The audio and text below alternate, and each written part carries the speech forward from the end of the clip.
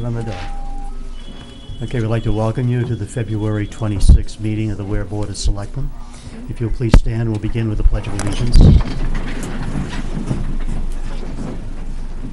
Allegiance to the flag of the United States of America and to the republic for which it stands, one nation, under God, indivisible, with liberty and justice for all.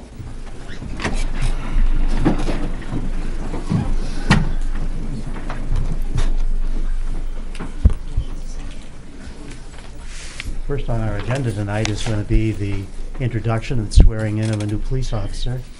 But before that, I would just like to take the opportunity to thank our whole police department for their response to the situation at our schools last week, and I think late the week before. Certainly, with things that are going on in the world, there's no such thing as overreacting, and we appreciate the effort that went into providing the protection that was there when we needed it. So that said, Chief, if you could introduce our new officer to be. So, Selectmen, so I don't forget, I have a script that I run by here. This evening marks the end of several months of work to bring a Weare police officer candidate to the board tonight. We started this process by looking at the scores of more than 300 test takers in 2017.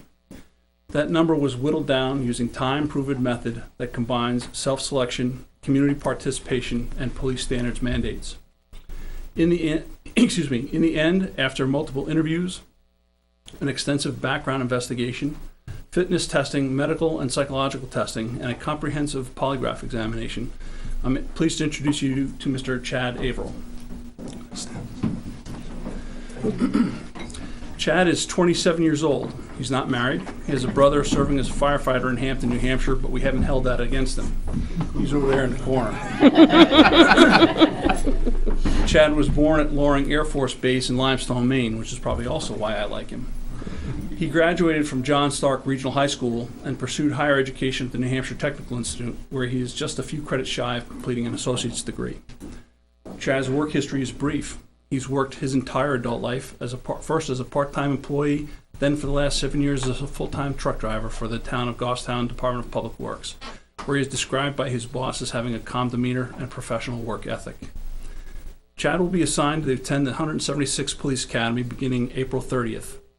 After graduation in August, he'll begin field training for at least 12 weeks. In November, Chad will be assigned to shift work.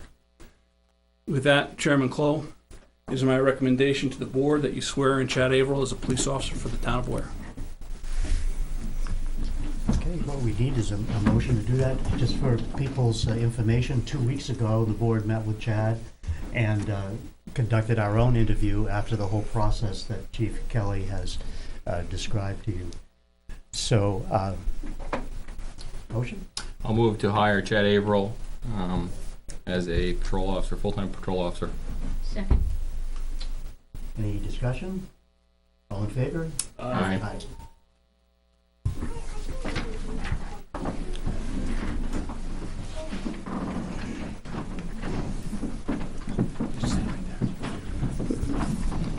Do you want to take a picture? You can come over here.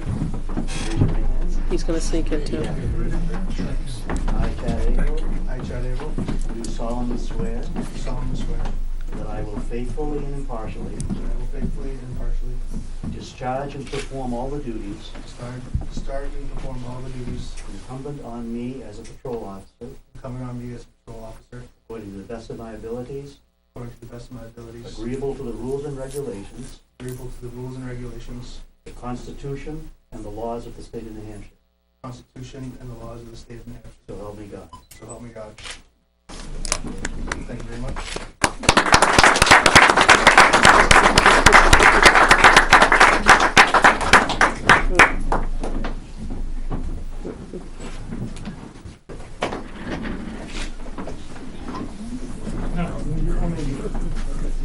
Come on over, Dad. I always want to get the chief in the picture. I need as many brownie points as I can.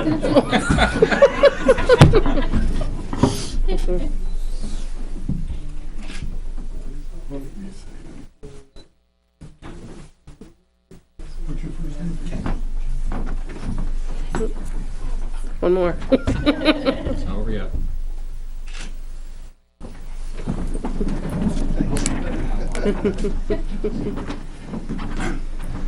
Thank you very much. This is always the best part of my job, and the part I love the most. So thanks for having us tonight. Thank you. Thank you. One to go, right? Hopefully too. Yeah, we'll see you after March 13th. Okay. Thank you, everybody. We're going to move on to the rest of our agenda at this point. And all of you are welcome to stay, but you're not, I was going to say handcuffed in place, but probably that wouldn't be appropriate. See you, Kyle.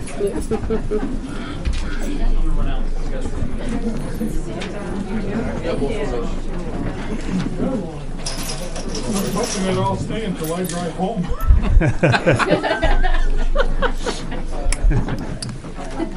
Tom, I I'm gonna get out of here. 3, 4. Take it back and send it down.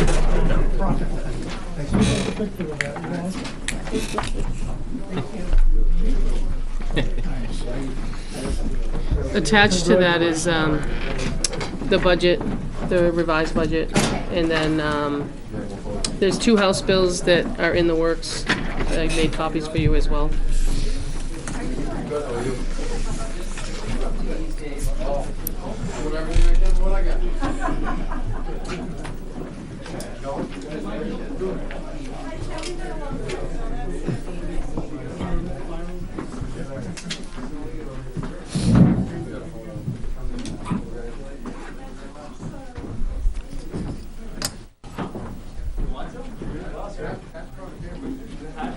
I gotta get Chad. This is a more normal size crowd. Yeah. Yeah. It ain't official yet. Yeah, you better run. What are the scouts part of that? I don't think so. I'm not sure.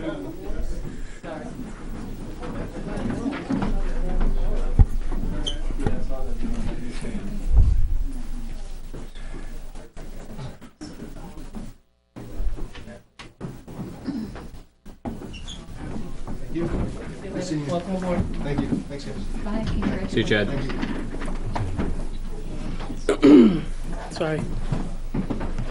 How are you? All right.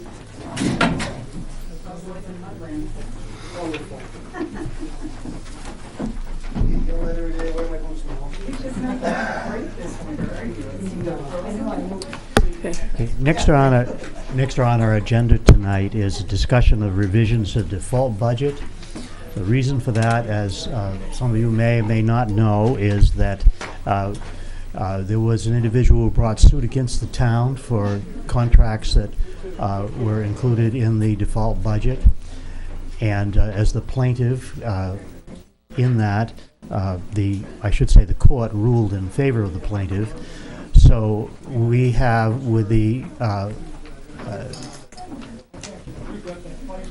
assistance of our attorney, made some revisions to the default budget, which were agreed to by the plaintiff's attorney and the plaintiff. So what we have as a board here tonight is in front of us those changes, and we have to vote on approving those before submitting the revised default budget to the Department of Revenue Administration. So that said, I'm going to ask the town administrator to walk us through. I would suggest using this because it's the format that we are all familiar with, to walk us through what those changes were. Sure.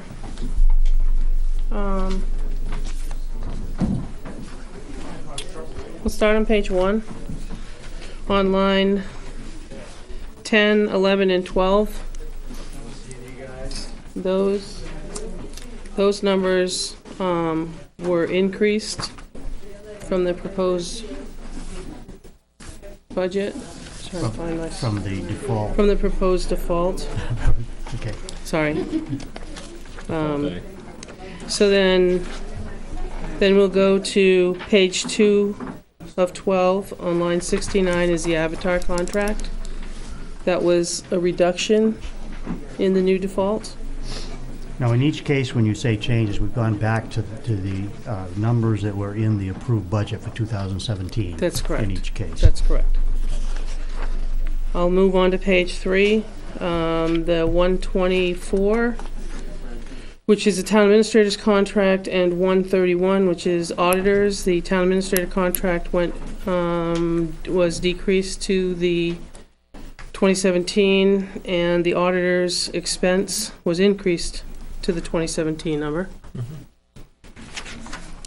Page 4 of 12, line 211, is liability insurance. Was increased to 420,779, which was the 2017 approved budget.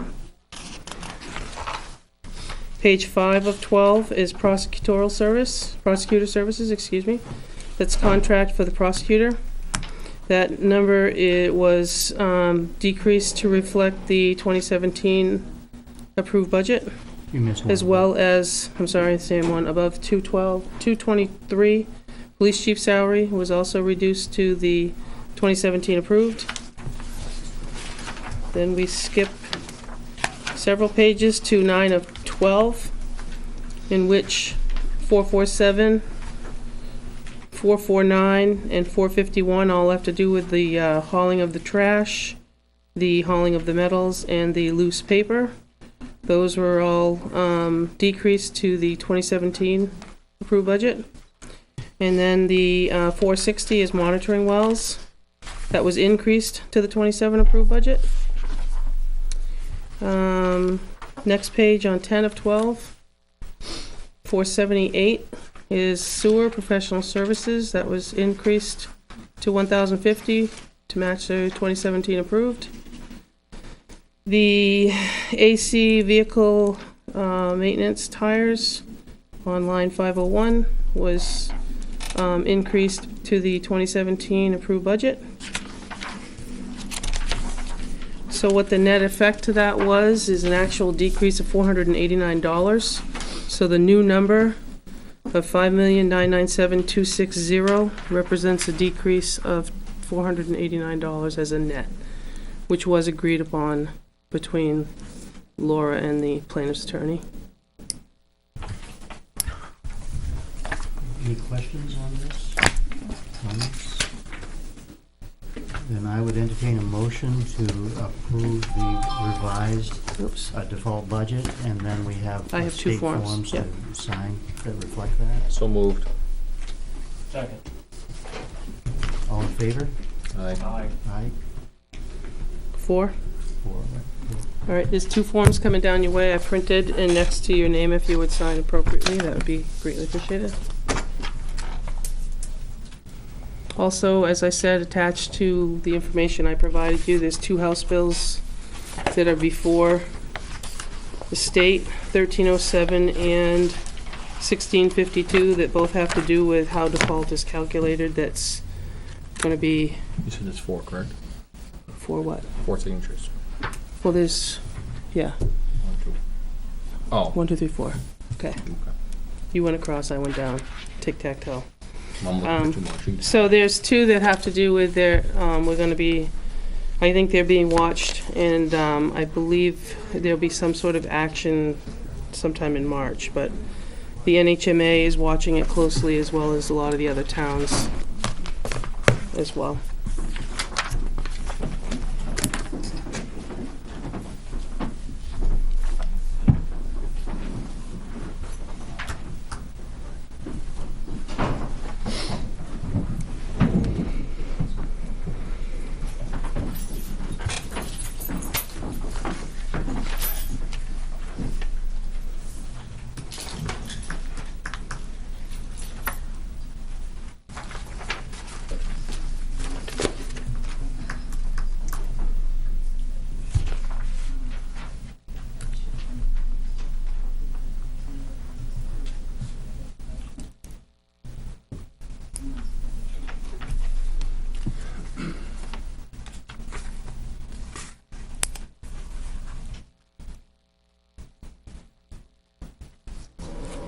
Do you have something to say?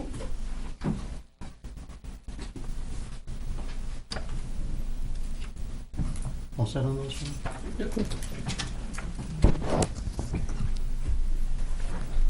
Thank you. Another piece to this, which we'd like to decide on tonight, because Selectman Osborne is going to be out for a few weeks. And that is whether or not this board wants to appeal the decision of the court concerning this default budget issue. Selectman Meany is, fortunate for him, unfortunate for us in Florida.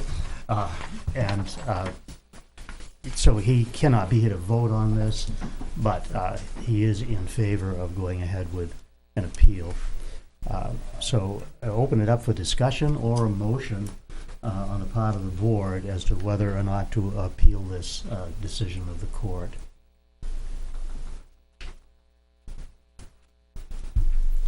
Any, There was a couple things in the statement that we got from the judge that I questioned myself. Not saying I'm not questioning the judgment per se, or the decision. I'm just there was a couple things in there. I don't know if both sides were heard equally. So I'd be in favor of it. okay, would you like to put that in form of a motion, Selectman Hipley, or would you prefer not to? I'd rather not. I'll put it on the table. I move that the town of Weare move ahead with an appeal concerning the decision of the court on our default budget for 2018. Is there a second? Second. Okay, now any further discussion? I believe that what I'd like to say is that the action that was just taken was as a result of an agreement between the attorneys, which was not brought out in court at the time. So that, I mean, in other words, there were items that went in with a reduction that, like the ones with the insurance, the ones with the changes we just made. So I don't know if the judge had the full story, is basically, I mean, because it wasn't brought out, the other part of it wasn't brought out. So that's what I think needs to be realized. And I think that one thing that this is going to be, this has been a challenge to the default budget that has really not happened in the state, and it's really going to reflect all cities, towns throughout the state. So unfortunately, it's Weare that's is bearing the cost of the expense. But on the same token, I mean, there's only one side out there right now, which is the judge's decision, and the other side wouldn't be seen. So I don't know if that's explaining anything, or I think that's important part of what Right. this all is about, and Right. Our attorney agrees with that, and because it does affect so many other communities, they have agreed to share the cost of appeal. oh, they have, okay. Yes, it's sort of a 50-50, I believe, that Oh, okay. the I wasn't their aware law of that office, part of because it. Okay. it's an issue that deals with virtually every community. I believe, Naomi, that you've had calls from various people from other communities concerned about how it would affect them. Yeah, and they were asking if we were going to appeal, and I told them I couldn't answer that until you had that discussion, so.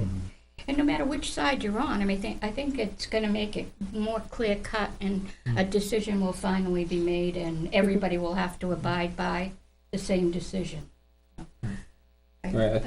I think there is Confusion. there's interpretation to be held from the RSA. Yes. I do believe. Oh, yeah. So I think anything that would clear that part of it up Right. for moving forward would be Yeah. beneficial to all towns. You're right, because when we say the court ruled, at this point, it is one judge who made this ruling. But only with part of the information. As you said. So, you're absolutely right. One way or the other, it'll give guidance to this community as well as others. As others. I think it's probably something that a lot of towns have wrangled over for a long time. In fact, I know it is. Right. I mean, I mean, I think we're fortunate, I'll say, that our bottom line didn't change That dramatically. You know, and that's what we manage is the bottom line budget. So I think we're fortunate in that case.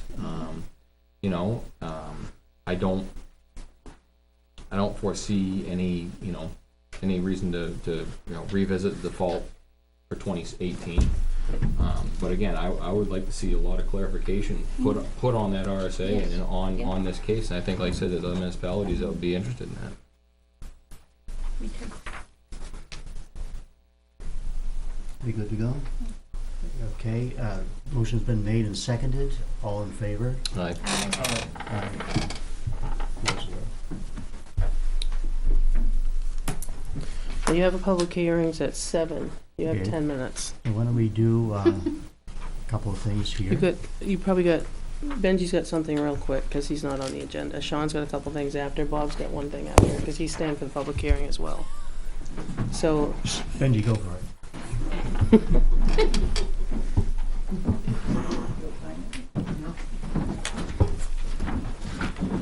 I had another truck go down with not a very good issue, so we need to farm it out, and I checked 3 or 4 vendors. One's not interested, one can't get me into March, and one can get me in Wednesday, so I Wrenches start Wednesday, right? kind of told them, depending on what happens tonight, I'm probably gonna do the one on Wednesday.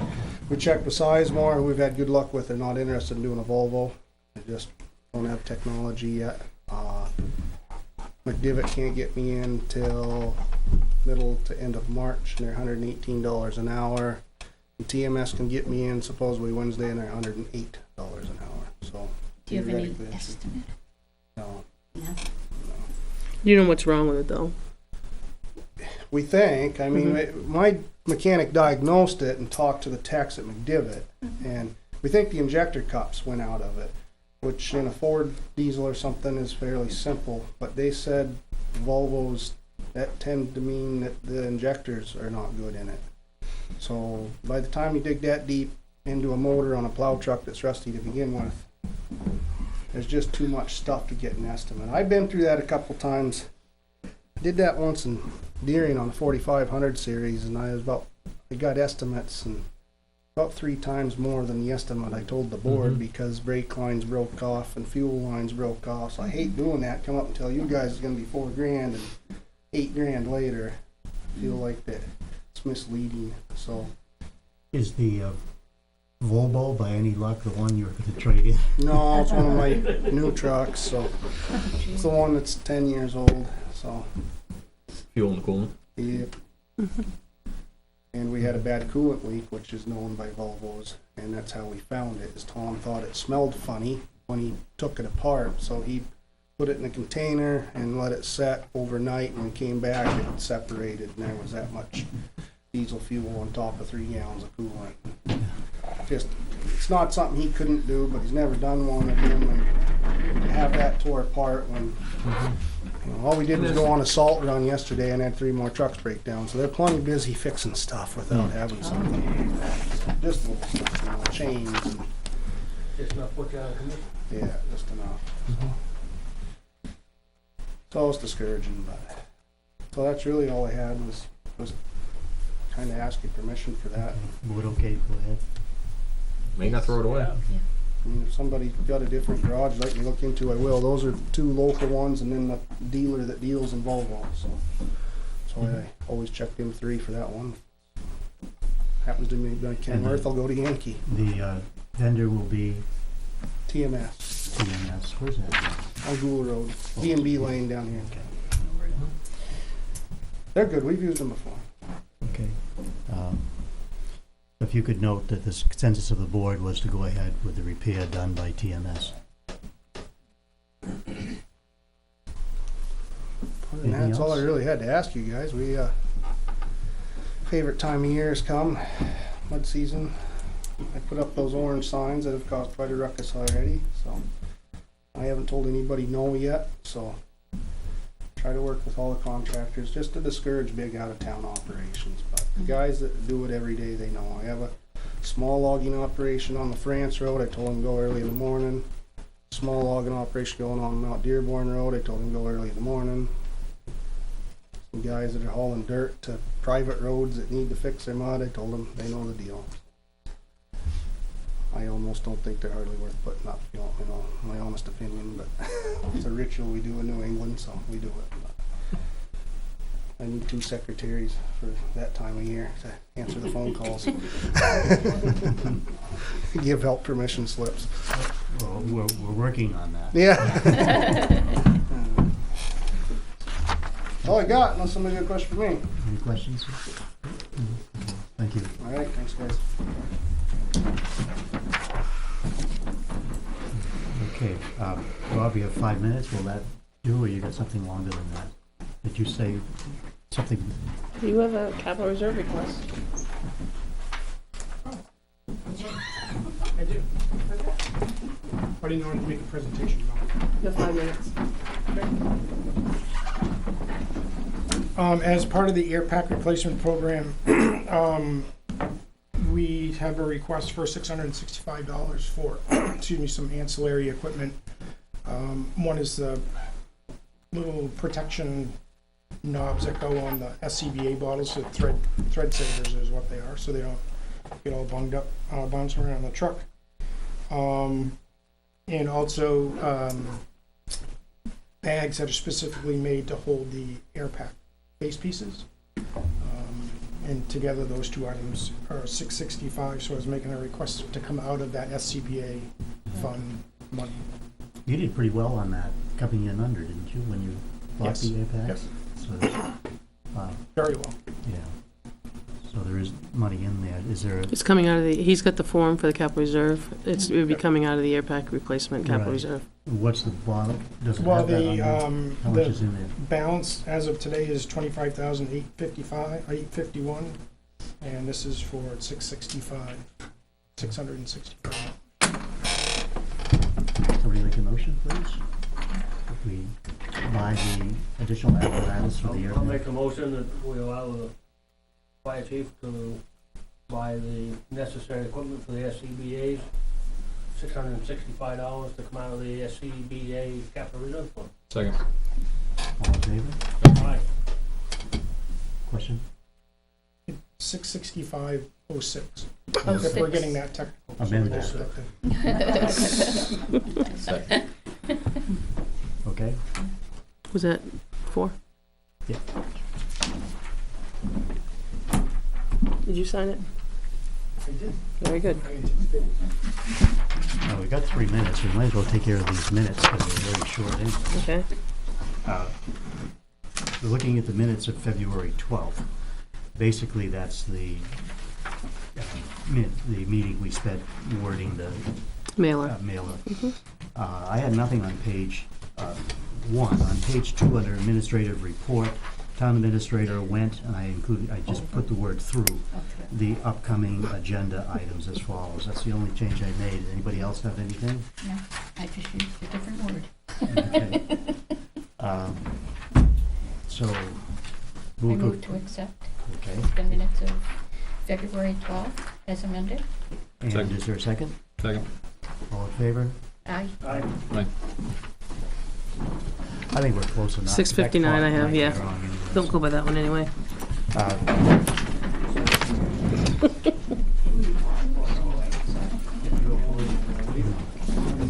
Good luck, John.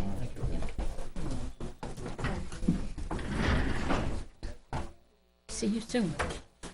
See you soon. Good luck, John. Keep my fingers crossed. You're gonna be fine. Good luck. Good luck, John. Yeah. Thank you. Okay.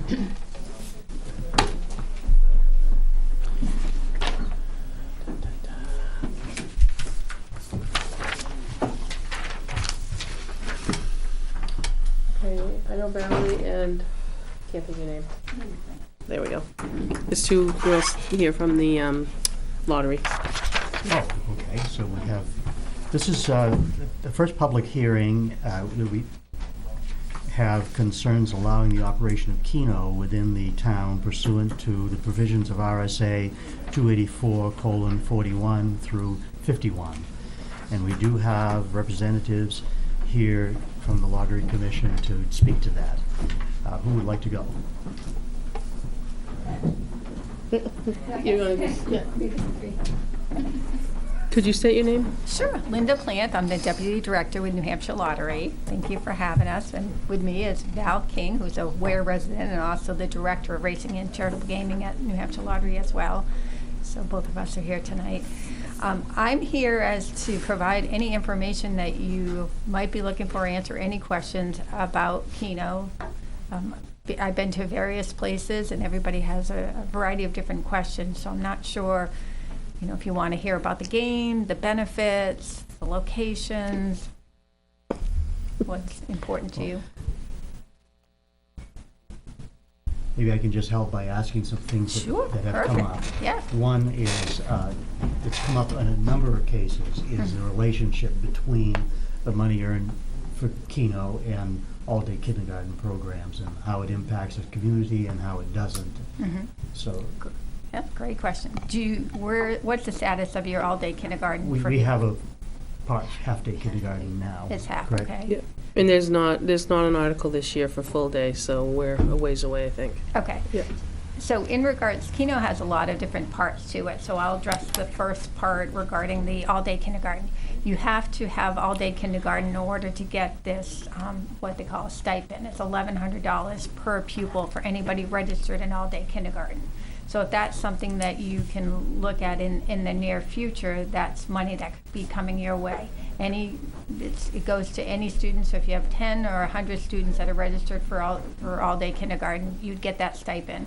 And then if Keno, that's for fiscal year 19, so if Keno does well, there's potential of getting up to $1,800 per student for that.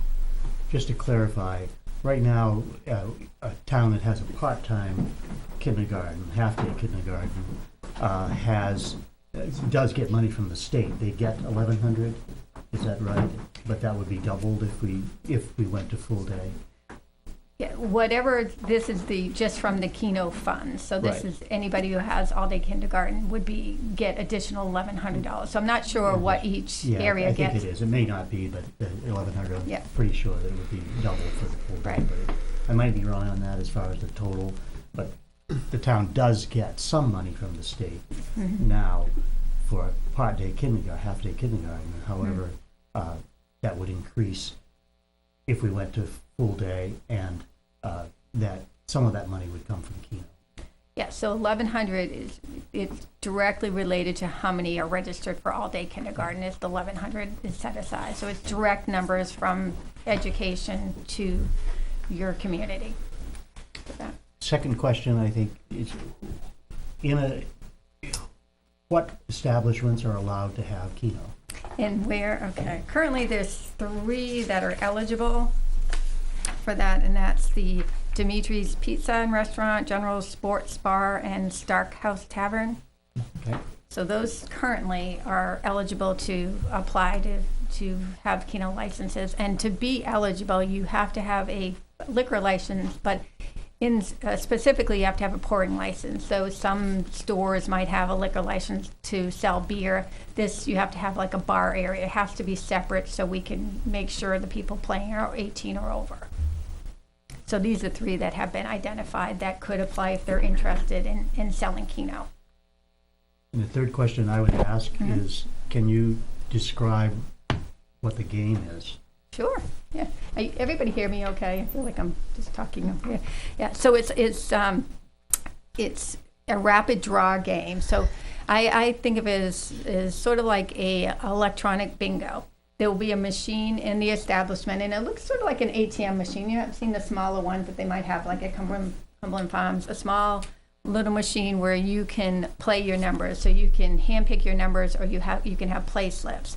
And basically, you're picking up to 12 numbers, similar to like a bingo, for example. You can pick one number, you can pick up to 12 numbers, and then every 5 minutes, 20 numbers come up. So up on this monitor, you're going to see 20 numbers come up. So if you pick say you feel lucky, you want to pick number 8, you can pay $1, pick number 8, and if that comes up, you can, triple, your money.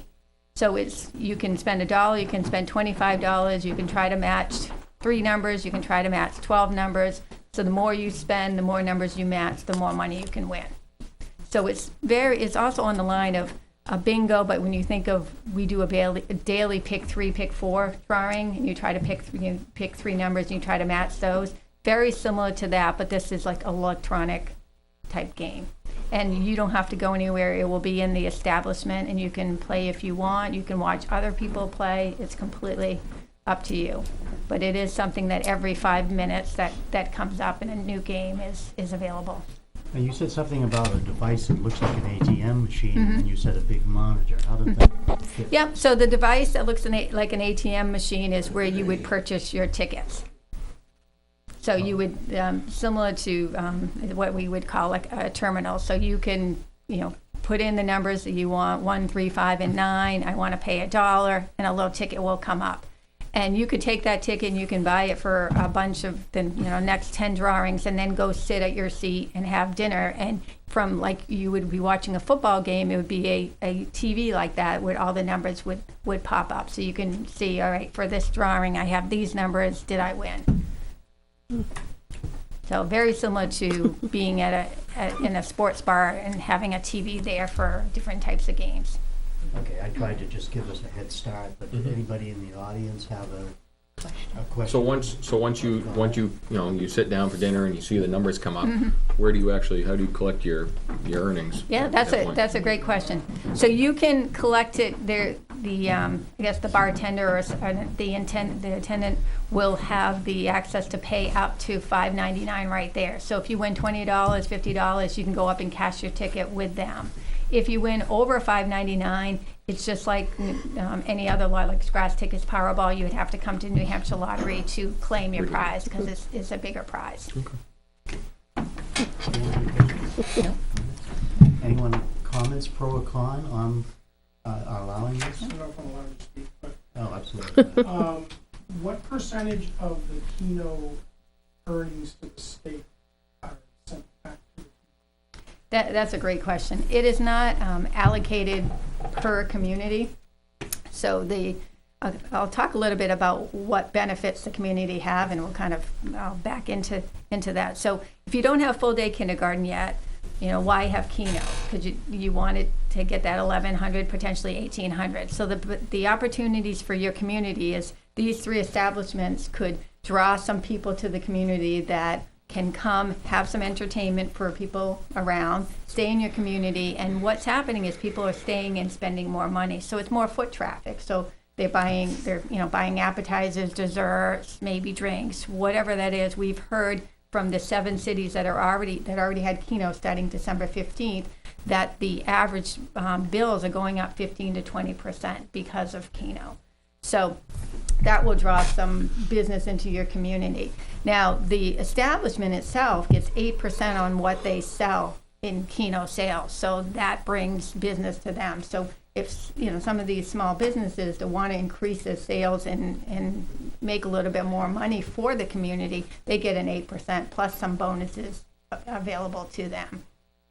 The other thing would be that if you have something that some of the towns around you don't have, maybe there'll be new people coming to your community to, enjoy what you have to offer in your town instead of going to some other towns, because not every town or city has it. For example, Concord doesn't have it. So, what people might want to go for a drive and have opportunities to dine out at some of these places and enjoy it and play Keno where they couldn't play in other establishments.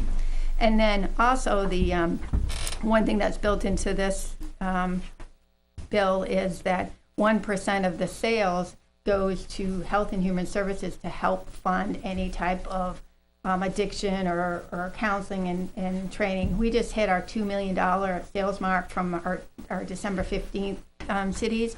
And that's an extra $20,000 that's already going to be set aside to go to Health and Human Services. That's, we're the only funder currently for gamblers, assistance. We give $25,000 a year from New Hampshire Lottery to support that.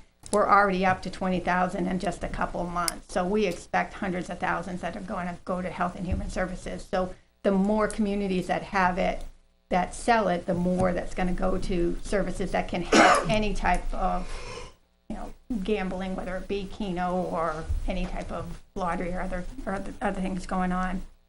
But the funding is, if you have one of these 3 locations has Keno, and maybe you have 100 kids that want to go to kindergarten when you get the full day kindergarten approved, the funding might not match up. Maybe you don't have as much sales as what you need. It doesn't matter. Whether you have 1 establishment, 3 establishments, or none, if you have full day kindergarten, you will get that support, and that's how the education does it. So it's guaranteed for the first year, but we need a lot of communities to continue to sell Keno in order to support this endeavor. So it is not you don't not get the assistance if you don't have Keno. But if you do, it helps support the overall, keeps the program going. Because year 2, we have to look at it and say, do we have enough communities to fund Keno to continue with the $1,100 stipend? Does that answer your question? Yeah, it's not allocated directly to you. So Weare, Bow, Dunbar, and any of it's only the money that's going based on it will be based on the full day kindergarten is allocated per pupil, but the money that is raised and sold in here will go to the small businesses.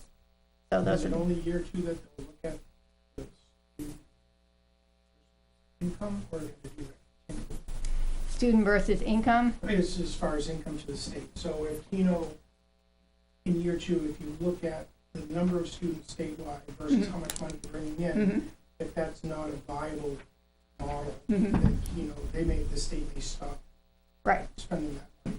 Are they going to look at that each year? Yeah, they have to look at it each year because they got to make sure it is already guaranteed to have that first year. So we have to sustain it.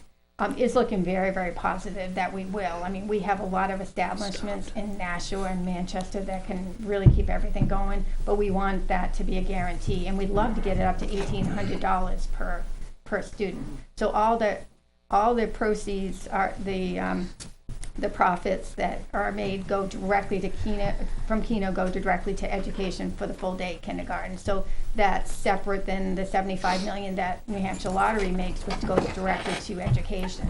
Now that $75 million is, we kid around at our place with our executive director says, we just take a pot of money and we drop it on the door of the Department of Education and they give it away.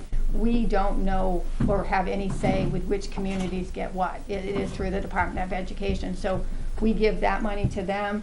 We give the money to Health and Human Services, and all of that, handled by them. So our job is to, get the sales out there and just keep people informed of that. But I'm very passionate about working at a place that the money is going to education. So it is a win-win opportunity for our communities. I want to make sure I understand this correctly. If Keno goes in, the amount of money that comes in per student will not cover the cost of the teacher. However, if it comes through and they do get a small subsidy of it, we're still going to have to pay for the extra. And if it does not become profitable, the state will not have the money to continue to fund it to the rest of the towns, and that will all come down back on the town to have to foot the bill, correct? Okay, so we're talking, so say it costs $3,000 per student to run a full day kindergarten, and this program's allocating $1,100. It will be up to the towns to supplement that $1,900 if they want the program. After the first year, if the money is not there, if you want to continue with full day kindergarten, it is potentially $3,000 that's going to be paid by the town per student, absolutely. So it is in regards to the full day kindergarten, if that is a separate thing that you vote on, that's something that you got to look at your overall budget. This is to help supplement that, but if that doesn't work in the community or the budget for you, then it might not. So it's only to supplement a portion of the child's cost, but it's not going to cover the increased cost of health insurance, buildings that will have to be built for the increased student population, extra teachers that have to be hired, the para teachers that get hired. It won't cover any of that. Right, all I know is the $1,100 is allocated. I'm not sure which communities, some communities have teachers or places for them, so the cost may vary from community, but when we were asked to roll out Keno and put it in motion, that part was $1,100. The Department of Education, Health and Human Services have that other allocation. But if it's not profitable, you won't be able to fund it, and it all lands back on the town residents. Right.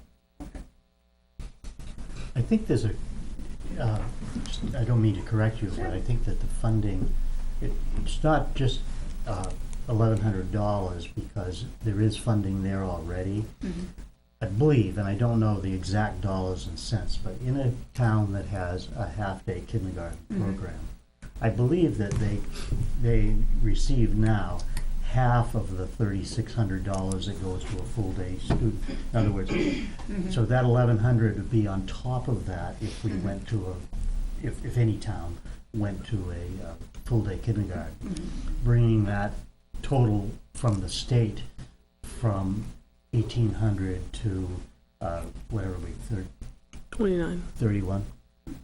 No, 29. 29. 29. And then if the Keno is successful and it's raised to $1,800, then the town would eventually be receiving the same amount as they would, say, for a first grader.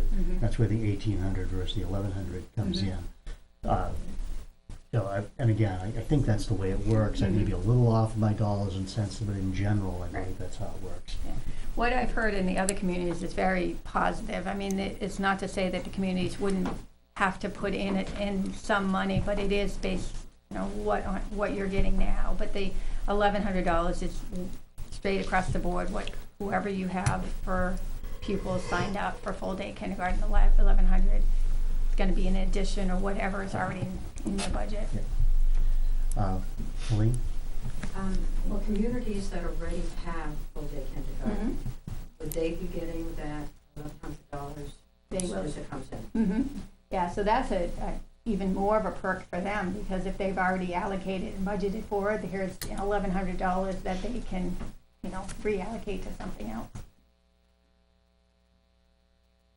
Two questions. One, piggybacking off of that, do they have to have accepted Keno in their town to receive the money? Nope. So it is, I come out here and I have to, I want to inform everybody as much as I can about the various things, but the money that's raised through Keno funds the full-day kindergarten, but if you don't have it in your community and you have full-day kindergarten, so if you're, say you're Bow, for example, and they have full-day kindergarten that they already pay for and they don't accept it in their community, they're still, for the first year, they're getting the $1,100 just like any other community. And then if it goes well, so they could have, everybody else could have this, be funding it for them. But we want to get as many communities to participate so we can keep it going. And then we certainly want to, the businesses in your community help with those and keep it, keep the business local and bring people in. My next two questions probably is going to be more suited for the Department of Education, but one, how many towns have full-time or full kindergarten? Yeah, they would know that. I mean, the only stats that we have seen, I was looking and I think it's high up there. I don't quote me, but I think it is close to 65-70% now. Okay. Second question is why only full-time kindergarten? Why not part-time? Yeah, that's part of the bill that was promoted with. I think my understanding of it is, the government. There's a lot of people that work for full-day kindergarten, and the funding was an issue. So how do we provide funding for something that's really wanted in the community? Because a lot of communities don't have that money. So how do we get that money? And so they combined putting Keno out there with something New Hampshire Lottery didn't have before. Massachusetts has it. We didn't, and to be able to connect that with building up the education part of things with a full day. So that's my understanding of it. They're connecting these two, which generally are, may not have been connected any other way. Anyone else have any questions or comments, because the purpose of the public hearing is to state your opinion on whether or not we should have this in our town and the establishment. So, you know, so if you have an opinion one way or the other, then certainly this is a place to say that. This is actually a question for the board. Wasn't this on the warrant? Yes, it Won't is. be on the ballot automatically? Yes, it is. But it just, there was a requirement that we had to have a second hearing within 15 days Of the of the voting, and that's why we're having it now.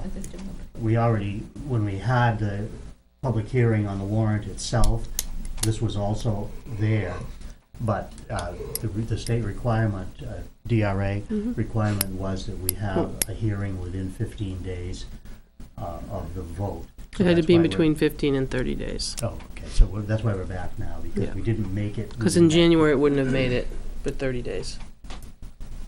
I have one other question. It's actually, Chief Kelly, is there any position that the Weare PD has on this?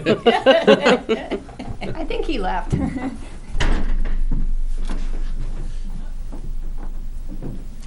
No. Thank you.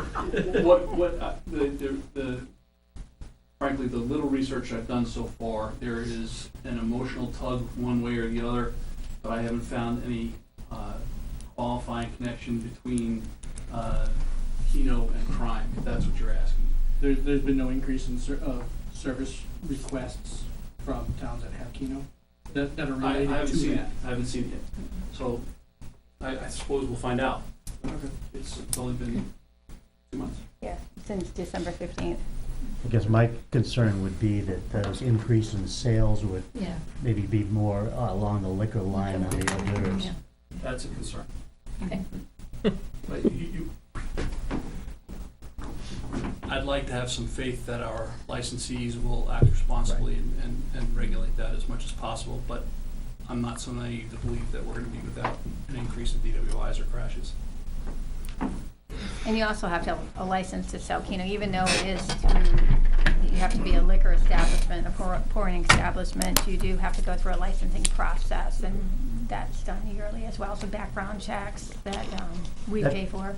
That's another thing, I think, clarification. If one of these establishments don't want to do Keno, that's totally up to them. It's totally up to them.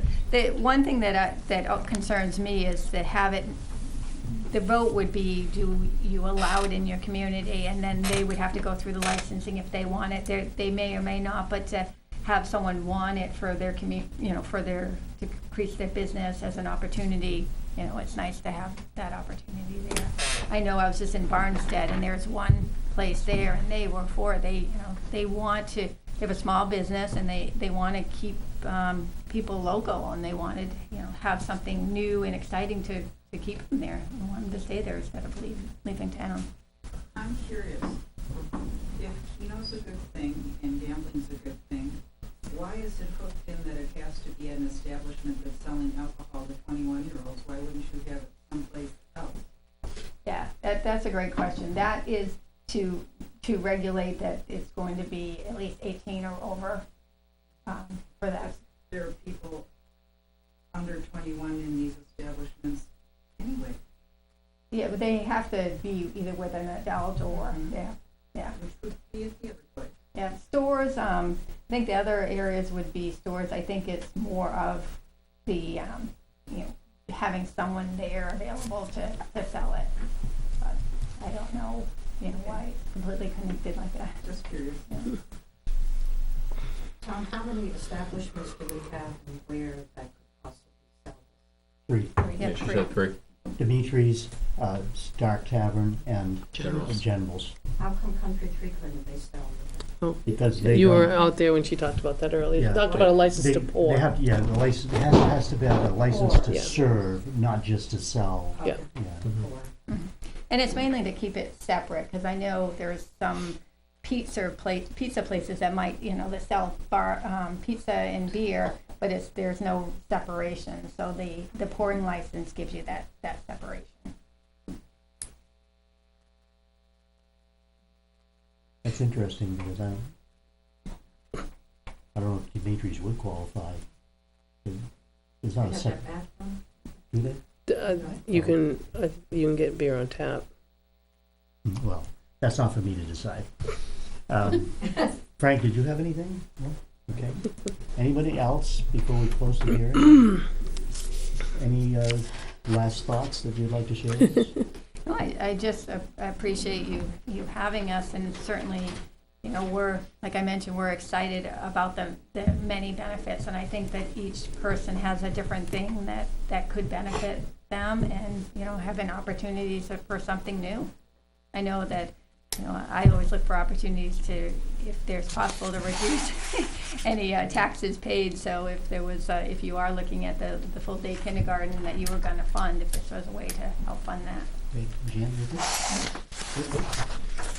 Thank you. Great, thank you so much. I move that I will close the public hearing on Keno at 7:25 and open the public hearing on amending warrant Article 41 of the 1999 town meeting, the Weare Fire Department Vehicle Replacement Special Revenue Fund, to allow for the purchase of equipment in addition to the existing purpose of purchasing vehicles, and to change the name of said fund to Weare Fire Department Equipment and Vehicle Special Revenue Fund. That's a mouthful. Everybody got that? You do have to make there was an amendment made at town meeting. I'm taking this right off from Correct, the but that had agenda. already been posted, so at town meeting, you remove the word existing in front of purpose. Okay. But I had already made the posting, so I didn't change it. I just think you need to mention, so the ballot doesn't have the word existing.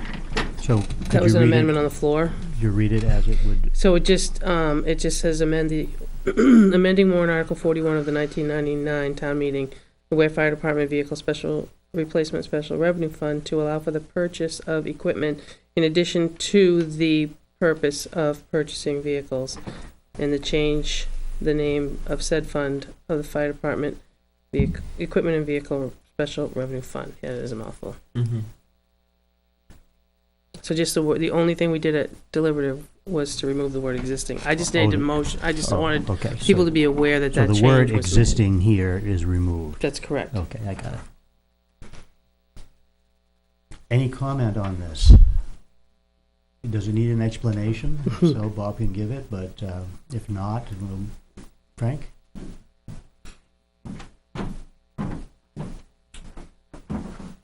Frank Campana. Is there anything that the selectmen can say to me, or maybe the police chief, fire chief? This is going to open up a lot of money available to them for anything that they want. Is that correct? It can be, okay, that's my question. No, well, I guess the answer is it remains a special revenue fund. So this board, the fire department, can go out and spend money out of this. It can't, because it's a special revenue fund. As a special revenue fund, the purchase has to be put on the ballot for people to vote on. So, the intent of this is for big purchases. For example, a fire engine, an ambulance. That was pretty much it in the past. This would allow for, say, a Jaws of Life to be taken out of this, or a thermal imaging camera be taken out of this. But even so, it can't be taken out without the approval of the voters. So we need a warrant article that would say that propose the purchase of such and such a piece of equipment, money to be taken from the name this fund, and then voters would vote yea or nay on it after the discussion at the deliberative session. So there is that. It's the same process. I understand your concern is that we won't be saving money for those ambulances and fire engines. Well, not really, but that's okay. I mean, I'm sure that would be part of the plan, prioritize. And that's true. And I think that's, it does open it up to other purchases. You're right. Now, I don't know if that answers your question, or maybe it's a better one answered by the fire chief. It furthers answer my question. I understand all that, and I understand very, very well that when a request for money is put before the voters with offsetting revenue, and it's not gonna cost the taxpayers anything, then it's probably a pretty good bet that they may say yes to it, regardless. Okay, not gonna, just like the police car, you're gonna use general fund surplus, not gonna cost me anything. Well, there's the other side of that. But my concern is, and again, I don't know if the selectman can reassure me, or if the fire chief can reassure me, that now with this large avenue of more dollars going to the, going to be available to the fire department, that it's going to become a department of wants instead of needs. So I guess that's my question. Can anybody tell me that? I don't Okay. know if I can satisfy Mr. Campaign. You're going to try it. Yeah, I'll stand I'm up gonna here in case you can't.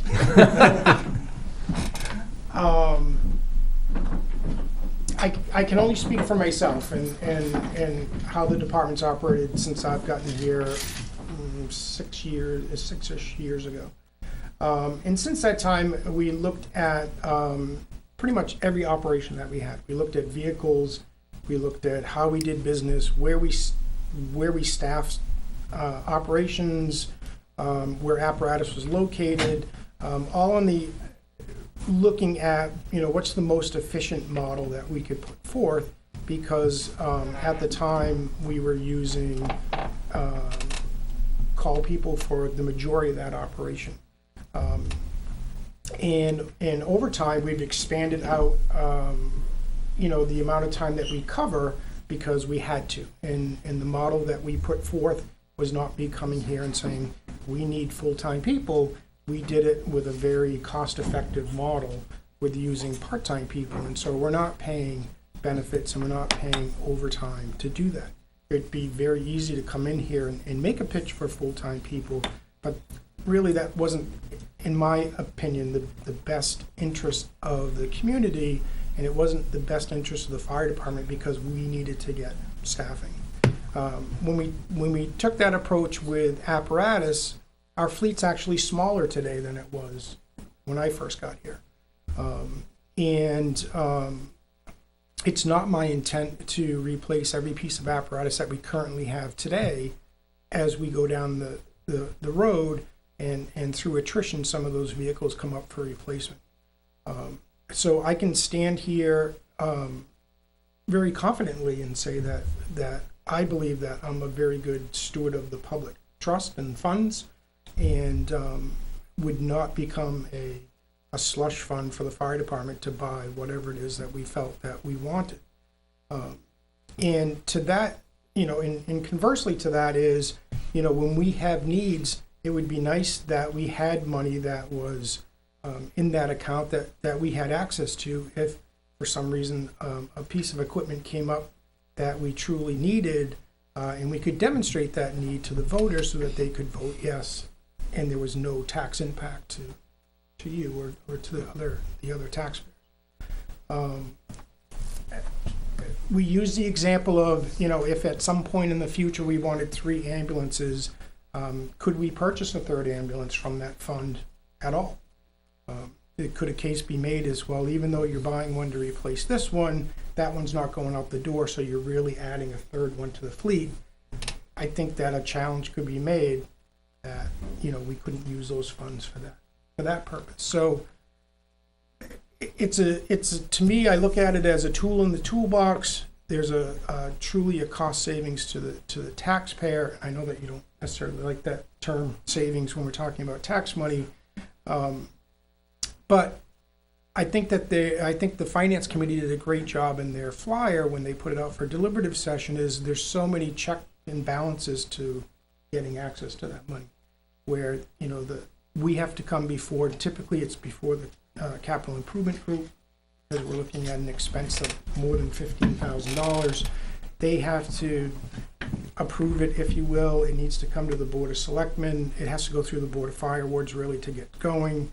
The CIP group, the Board of Selectmen, the Finance Committee weighs in on it, and finally, most importantly, the voters get to weigh in on it.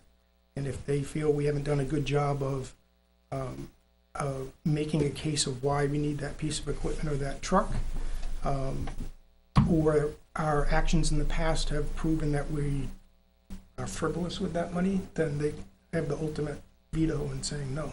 So I think that there's a number of safeguards. I think I personally have a track record of not being frivolous with tax money, and that's my commitment to you going forward, as long as I'm here, is to make sure that what we purchase, we need. And I don't know if Captain Hippler could back that up. We don't get everything that we want, and everything that I think we purchase, we can directly relate back to service to the community. Oh, I would agree, because, I mean, I think the chief and anyone on the department could say, if I had it my way, we still have a rescue truck at the south end. But it made more sense to put an ambulance down there instead of having a heavy rescue. So no, I in my tenure on the fire department, I haven't seen, and chief's tenure here, I haven't seen a whole, maybe 10-cent items here and there, but not large capital purchases of frivolous spending. I agree. I appreciate your explanation, Chief, and yours too, Rick. But again, my main concern is it's a large amount of money, and the voters have the final say, correct? But the voters also are going to see it's not going to cost you anything. So if it's not going to cost anything, then these other safeguards don't come into play quite as much. You're right, Frank. Just another point of view on that is that if you look back the last few years, there have been purchases brought forward, put on the warrant, and they virtually, correct me if I'm wrong, they virtually all passed anyways. We had the fairly expensive washer-dryer outfit that's specially made for the fire protection clothing, and that was put on the warrant and it passed. We did have a Jaws of Life, or a second Jaws of Life, that had a different type of carbide cutter so that it would go through material that the old one couldn't go through, and that passed.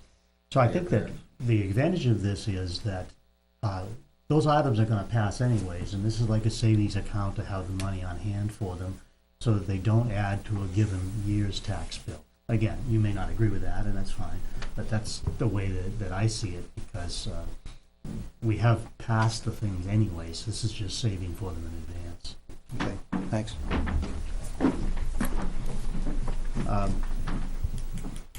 Anything else on this? Any other comments or questions related to this warrant article? And the reason for it is the same as the reason for the other one, because it changes a purpose for a special revenue fund. It takes a 2/3 vote, and it requires that the public hearing be held within 30 days of the vote, and that's why we're having a second one tonight. So we comply with that ruling. Okay? Anything, Jen? Okay, then in that case, if no one else has a comment or question, I'll close the public hearing on this amended warrant article at 7:40. And now, Chief, department head and committee items, we're looking for, I believe, a job description for ACO. Yeah, I got some right here. 1, 2, 3. I didn't get John his, but I have one for John, and I have one for John and Jack too. So,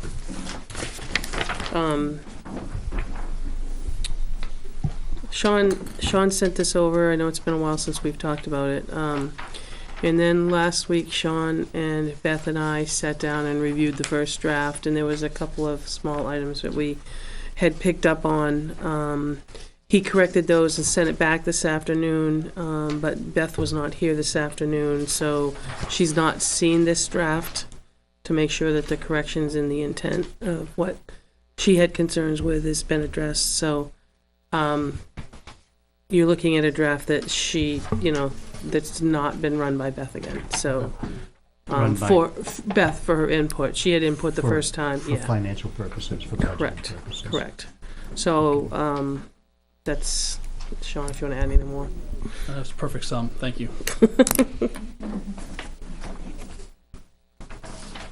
Okay. How do you want to approach this? Want to read through it? I guess that's the best way, and we could just take it a section at a time, or is that too cumbersome? Well, I'm wondering if, until Beth has had an opportunity to weigh in on the financial side of this, whether we should just table it until next week. I hate to have kept you waiting all this time. I have other He's business. got two other I had to be things. here anyway. Okay. Then, is that okay? Yes. Mhm. Okay. I don't That will have- allow us to study it in detail Yep. ourselves as well. Thank you. Okay. Check that off.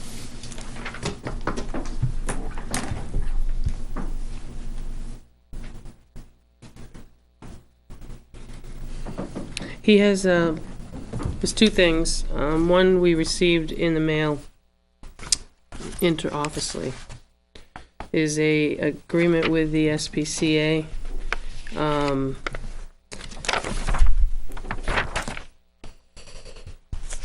For, hold on one sec. It's a contract with the SPCA. We had a brief one at the end of last year. Is that correct, John? That's correct. So this would be for the coming year. It's a contract. They've made no changes in the rate. They want to take the opportunity to express our commitment to the service of the department and the community.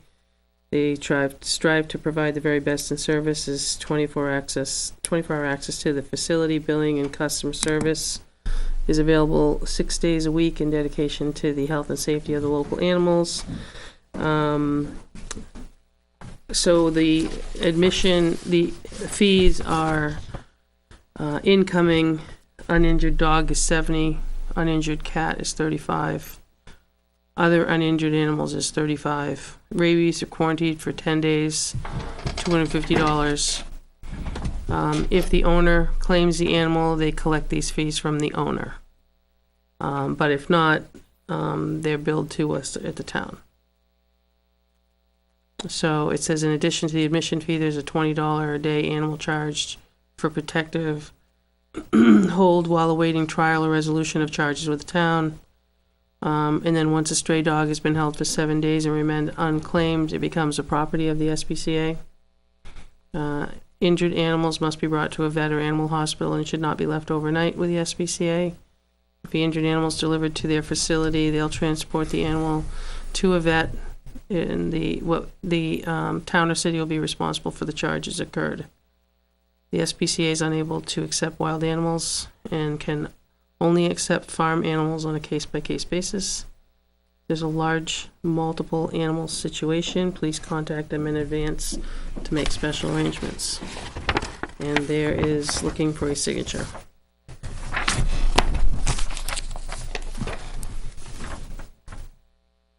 What has been the frequency of our using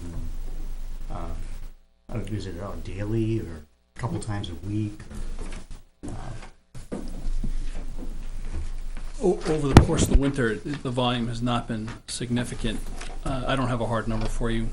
I would anticipate that during the warmer months, when animal control issues tend to raise their head, that we increase frequency. But we haven't been doing it long enough to know. Yeah, it hasn't been that many months.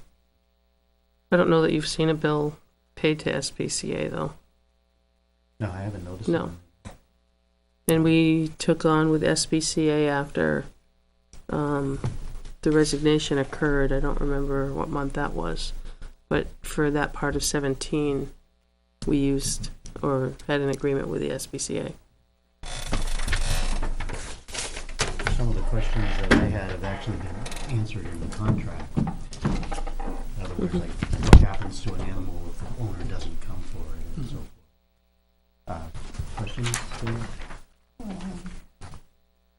Yeah, I'm not a fan of the way it's written at all. I want a start date on there, and I want an escape clause on it. And the only reason is for that is when we do hire our own ACO again, I want to be able to somehow avenue get out of that contract with them. So right now, there's no dates on it at all. So there's no termination date, there's no start date, it doesn't say anything about it. So I'd want to see hard dates on there before I'd sign it. And let's send it to Laura to get any language that you might, any legalese that you might want in there. Right. I just, like I said, I want to see it, it doesn't say on that main contract page, effective, the date of signature or anything like that. So I just want some lingo in there like that. And again, with that escape clause at the other end, to say that we can bail or keep them on as a reserve. Regardless of what this board decides to do with the ACO, assuming for a moment that you will act in favor of continuing the ACO program, I would recommend that we stay with the SPCA because of the managed risk. No, I want to stay with them, until that date, until that point. I think we're doing fine with them. But if we're signing a legal binding contract, I want to make sure that there's terms on it. So you want to have it renewable rather than forever. Correct. I get it. Okay. Where is this in the budget, though? What's that? Where is this in the budget?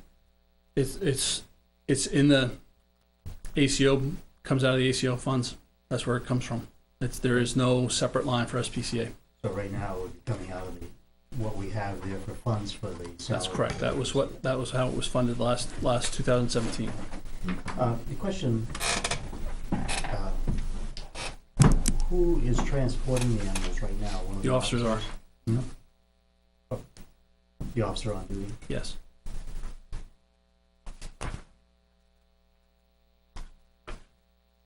So what you're saying is that you still perhaps have this need, even with the animal control person on duty, in certain circumstances, you would still have the need. Yeah. If we were talking about, clear, dry day where it's, moderate temperatures, et cetera, even then, there's a certain amount of risk that we take on, taking somebody's pet down to the public works facility and storing them there. It's been my unfortunate experience that with shift changes and so forth, that animals are not remembered. I'll let you conjure your own images there, and frankly, the emotional risk, let alone the financial risk of such an event as that, it's not worth it. It's just not worth it. No.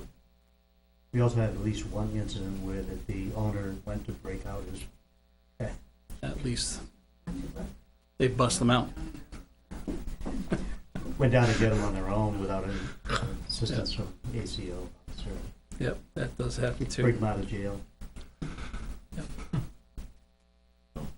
I'm 100% on board with keeping them. Yep. Status quo. I just But want to see dates on it. You want the language cleaned up? I want language reviewed cleaned up by on that our contract. attorney. Right. Jan, you can hand it to Sean and he can take it from there. Okay. Thanks. Oh,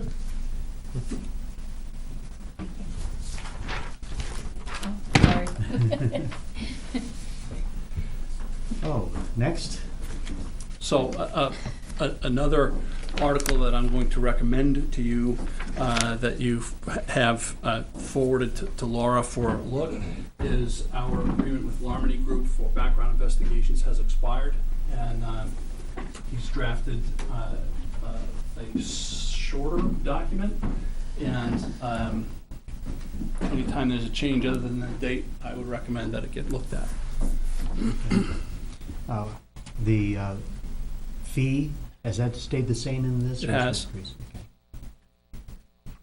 Okay. This is a group that does the background checks on potential police officers. The chief explained at the beginning of this evening when we were hiring the process that it's gone through, which includes, the local piece of interviewing and screening and so forth, but also we do a formal background check by a third party, this Lemoyne Group LLC, and we also do a polygraph by a third party. So this is the contract with the group that does the background checks. Would you want to send that, you said? Is that your suggestion? Oh, yeah, yeah.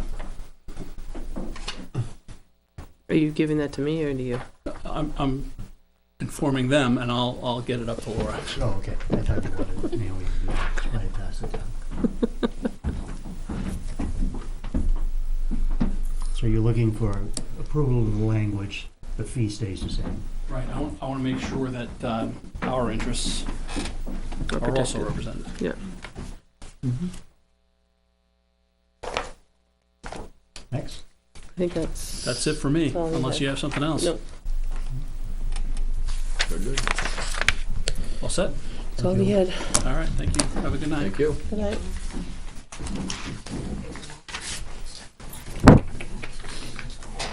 Okay, I handed you the job Oh, description. yeah. This is in our stuff for tonight. Yeah. I didn't do them both for you because it was just so overlapping. And the older version talked about the administrative secretary or the administrative coordinator. So I'm assuming that this one that somebody did after the first one that was kind of typed was one that they was changed to be, from, it's that one there, but the first one, if you look at, it talked about the administrative secretary or coordinator.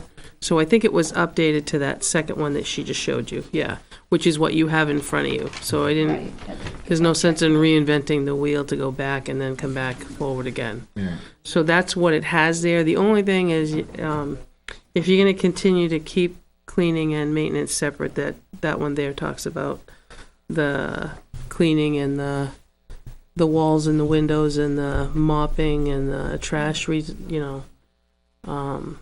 if you're looking to have somebody to change light bulbs and keep up with the maintenance, right there, that what you have is combined of the two.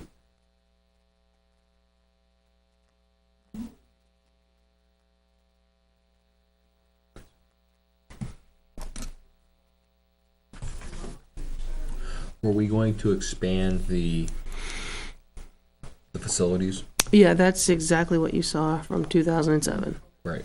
Yeah, I would leave out the designation of town hall and office. Just a suggestion, provide basic maintenance at selected town facilities, and that would leave it to the town administrator to expand on that.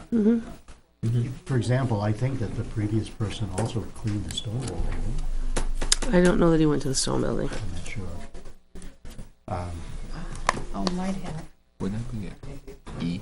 Exemption? But I think it would be Oh, a good probably thing for, he corrected it. if this person is gonna have these, maintenance capabilities and so forth, it might be good to take a trip over to the library once a month just to. Well, they have their cleaning person. No, I know, I Oh. don't mean to clean. If they have the. Oh, the, I see what you're saying. Yep. Check a bulb or Check to see if there's lights out or anything dust like off that. the light bulbs. Yeah. Yeah, like Stuff that's not getting covered week to week. even the checking in with the librarian. Right, to see Just if give they them a phone have call. a problem Yeah. with anything, Any maintenance problems or. Maybe check on the boiler maintenance tag. Right. Yeah, Make and sure. Ricky pointed out that it must have just automatically fixed holidays accepted. No, instead of ACC, it took it as ACC, it should be E. Monday through Friday holidays are accepted. Oh. Yes. It just, when I type, Where right underneath the town underneath office, town it office. says accepted instead Yeah. of EXCEP. Oh. Yeah. Because it talks about, maintaining clear, safe walkways, Yep. snow and ice.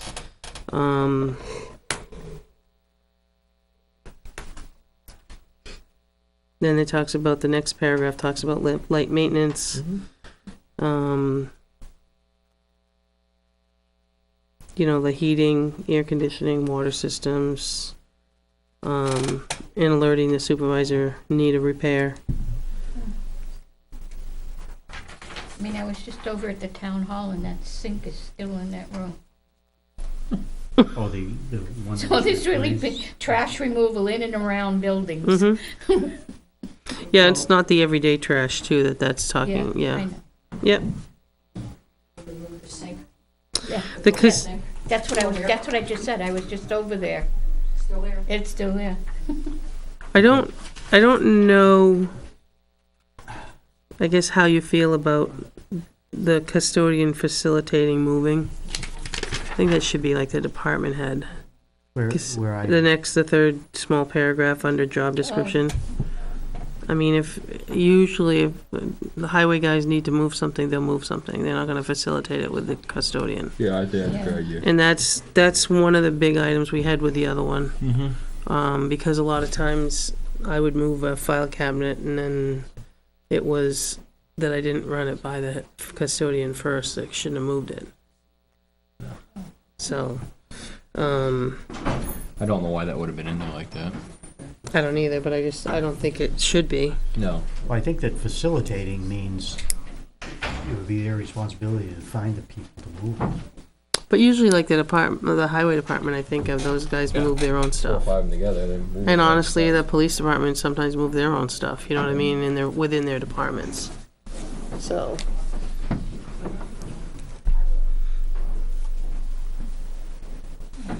Well, I don't know how other people feel, but I know that, Naomi, you're happy with the cleaning that happens on the weekends here. mhm. But I don't think that it's good to only have that cleaning occur once a week, because you've got bathroom issues and things that need to be taken care of on an ongoing basis. Okay. I look at, I think we should get the person to do the cleaning and the keeping Yes. checked out and be able to say, well, we need this repaired, and bring that to your attention, or you're giving them the go-ahead to contact somebody to repair it or so forth. So and again, this is just personal, No, I'm in agreement. I don't think we should separate them, I don't need because I think we need that person here more often Yeah. to take care of the cleaning and not just on a weekend and basis. trash. Okay. I agree. Maybe we should, again, not to put this off, but. Well, you have it in Word, so go ahead and do yeah, what you want to maybe do we it should as take well. And see if there are changes that we want to make on it, and, we can get a copy to Jack and maybe. Yeah, there's one in Jack's mailbox, and there was one in John's too, so he took it with him. But you also got it in Word as well. As far as eliminating the cleaning position we have for the weekends and replacing with this one. I mean, again, I don't believe I was here when Malcolm was here. When was he done? I don't remember what year. Yeah, so It's been- I don't yeah. know, any different. Well, he used To- to come in to the every other side. morning, basically. Right. Yeah. Right. I mean, I've heard plenty about the man. Yeah.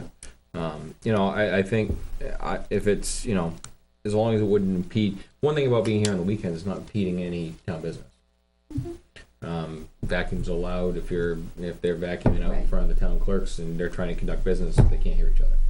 We You can know. also include in this a person who cleans on Saturday mornings Yeah. as part of the contract. It doesn't have to be all done during the weekday. We can negotiate that and still have a part-time person. Right. Well, it just says Monday through Friday. That's, at the top. So you'd have to Yeah, change well, that yeah. as well. And maybe, He didn't he did it sometimes on that Sunday or Whatever suited Saturday him. as well. Yeah. Malcolm did. And like I said, and that's fine if one, if one person could keep up with the needs along with the light maintenance that would go along with building maintenance, I'd be okay with that. see, But- right but- now, Naomi, the cleaning company that does this building doesn't do the town hall at all, do they? Yeah, she gets a schedule of the town hall. Oh, she does. And it depends on how busy it is when she gets in there, because there's 3 days a week that, I'm not sure off the top of my head, but there's a lot of activity sometimes. She can't get in there on a weekend because that's when it's used. But there's senior exercise, and then there's yoga, there's there's other things that are over there, but she works around, Mary gives her a monthly calendar. But that would work for custodian as well. Mm-hmm. Sure. Yeah. Sure. So we want to look it over for a week or so here, but come back to it. It's fine. You have it electronically, so you can play with it. It's in Word, so Right. you can do whatever. Let's pick a date like we have with some other things, Yeah. so that we don't let Okay. it float away. Yep. Right.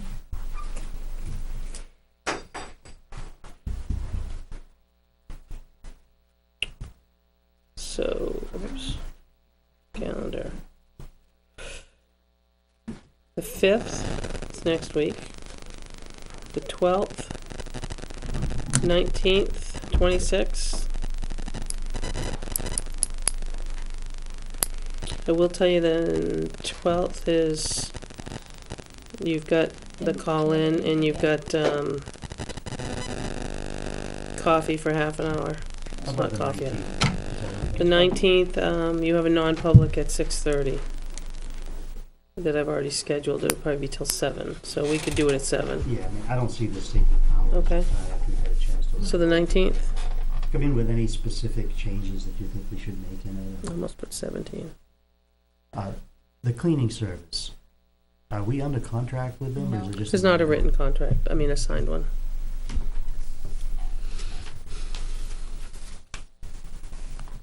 So we good on that, 19th? 19th. I already did the minutes. Manifest. Big one. Move to order the treasurer to sign the payroll and accounts payable checks dated March 1st, 2018, as included in the following. Payroll manifest of $66,269.31. An accounts payable manifest of $102,974.83, and a John Stark School District manifest of $250,000, for a total of $419,244.14. Also, just to report that we previously approved a payroll for monthly checks dated 2/22/18, and that amount came to $57,580.36. So, is there a motion on this front? You made the motion, right? I did make a motion. Is there a second? Second. Okay. All in favor? Aye. Aye. Keep me straight here. Yeah, I'm gonna pass down, when Chad was here, you guys have a place to sign, I had to catch him. Tom, will you sign under him for administering the oath as well, Okay. as well as in your spot? That's for Chad. I'm gonna ask you for a non-public at the end of the evening tonight.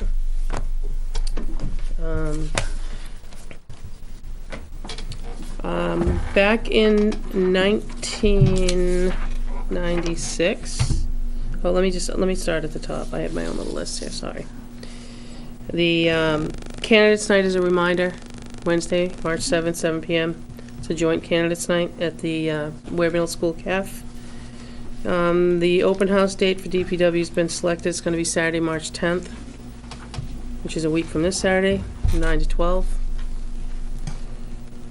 And now I can get on. So, I'm not sure how many of you recall, there was a betterment assessment on Hemlock Drive done in November of 1996. Hemlock Drive is not quite across from the high school, but it's on the left there. What was it? It was a betterment assessment. It was basically what they did is there was a warrant article that the town ended up paying to have that road brought up to class 5, and then all of those people end up getting that on their tax bill for the next 10 years.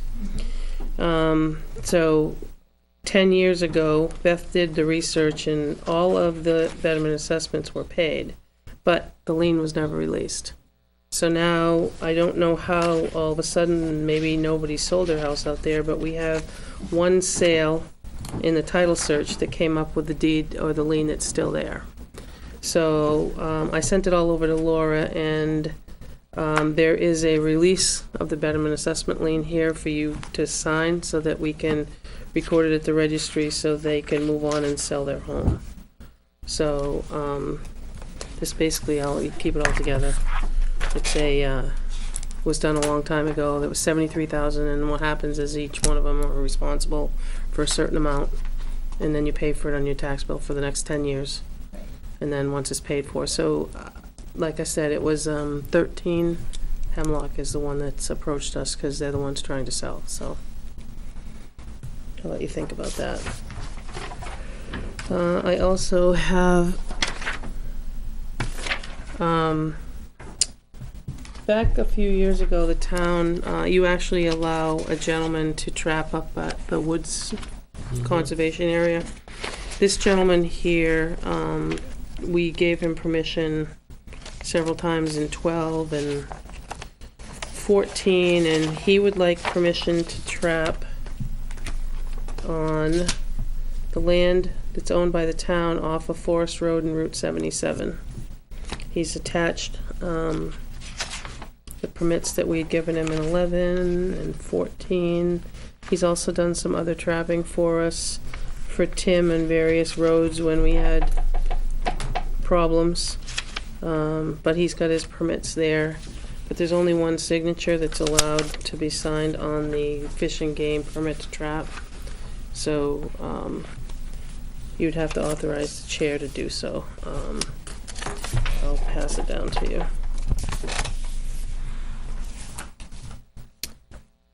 We put the cordwood out, that lone pile of cordwood down there.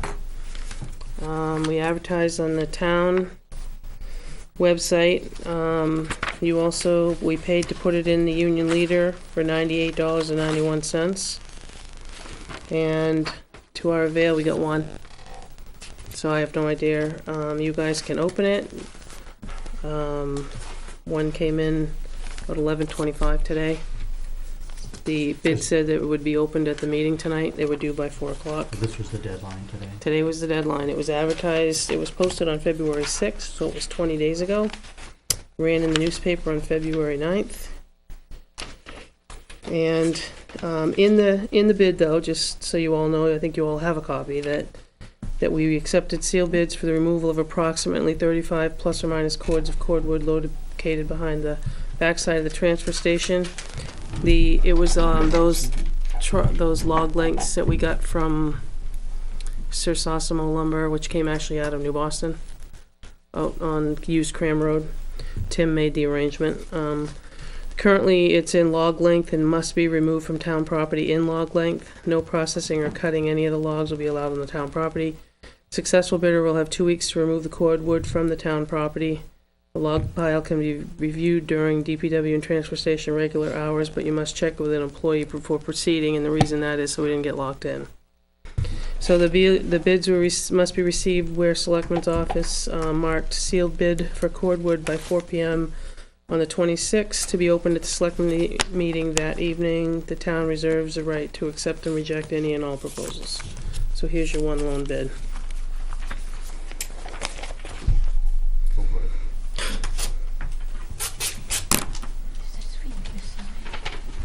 Oh, that's right, there would need to be a motion for the permit, per trapping. Thank you. Need a motion to allow the chair to sign for the trapping permit. So moved. Is there a second? All in favor? Aye. Who is it?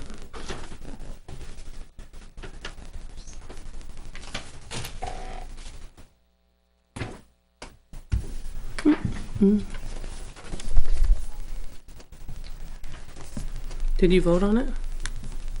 Yes, we did. Okay. Right, so we have one bid.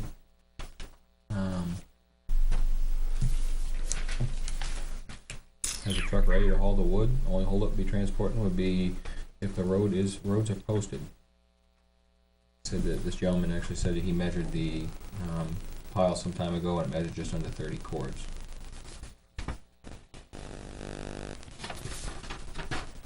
His bid for the entire pile is $900.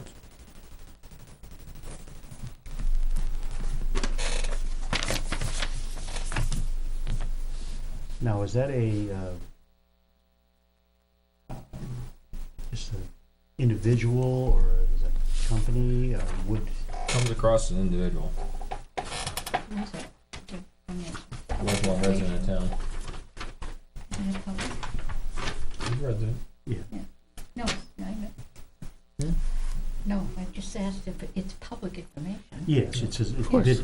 I've been a lifetime resident of Weare, New Hampshire. I have a truck ready to haul out the wood. Oh, I The keep only that. holdup on transporting the wood Just- would depend I know, on the guys road being marked it. posted. I measured this pile some time ago and it measured a bit under 30 cords. My bid for the entire pile is $900, signed Brian McGee. So, we have no other bids. You spent $98 to put it out in the newspaper. And then it was put in the post office here in the town office and it was put on the website. I didn't see it on the website. Okay. Did Benji have any feeling of what the bid should come in? Actually, I should have asked him to Yeah. stay. I didn't even think. I mean, you don't have to award it tonight, but, I mean, you can ask Benji about it. Send him a message. Well, the concern that I have is that I don't want it to sit there and rot, then it's worth nothing. Right. Right. Right. We've had it And, for, well, how long's Tim been here? Been gone 3 years? Two, almost 3 years. Yeah. He It's up had to it you. for a couple of years before that, didn't he? I don't remember when it was trucked in. I should have pulled the intent to cut, but it's been sitting down there for a long time. What do you think we should check with? It's entirely up to you. I can text him and see what you think. Yeah, I probably would. Oh, we can wait. You want me one to? week. Yeah, I probably would. Or you can wait till award it next week, because the dilemma's still gonna be there next week as far as hauling it, because the road's gonna be posted. Yeah, it's gonna be warm this week too, so. He's watching. I'll have to text him. Okay. Thank you, Benji. It says it's worth as much as somebody offers. Yeah, it's pretty much all what I he figured he'd puts. say. Yeah, It says right that's here. what I figured, It's- but I just it's- wanted to make that's sure Right. that. It's yeah. worth as much as someone offers is Okay. his Then I answer. move that we award the bid to Byron, right, McGee, at $900. Byron, I'm sorry, I said Yeah. Brian. At Byron. $900. Okay. Now, we did say 2 weeks. Are you gonna be okay with waiting for the road to be posted, or do you want him to work with Benji, or what do you wanna do? I'm working with Benji. We'll just stipulate that? Is that okay, Jan? You want That they'll me to work add with it to Benji the to, yeah, just amendment? because it That's did fine. say it had 2 weeks to get it out of there. Yep, okay, that's fine.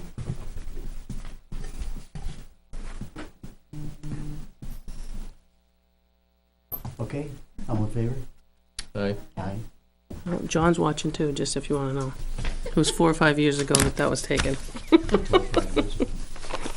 phone a friends are coming We in. have 2 people out here on our Watching. tonight, that's pretty good. Yeah, our phone a friend. It's as good as Jeff, billionaire. Anything else from your report that you're going to? I just would like a non-public at the end under, I guess it's gonna be E for litigation. Okay.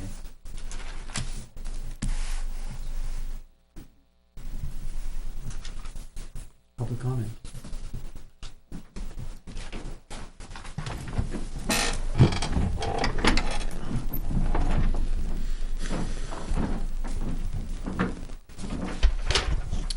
Helene Kirk, Mount Dearborn Road. I just would like to make comment about the default budget.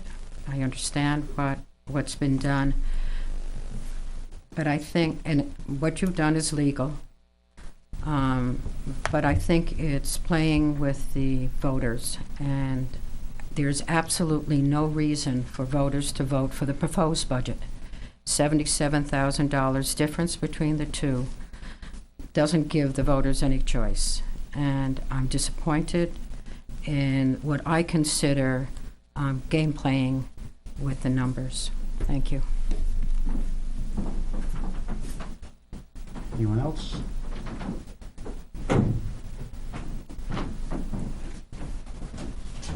Frank Campana. I'm going to plead ignorance in regards to the appeal that you voted for tonight. I don't really know the nuts and bolts of, what the, how it got to this point.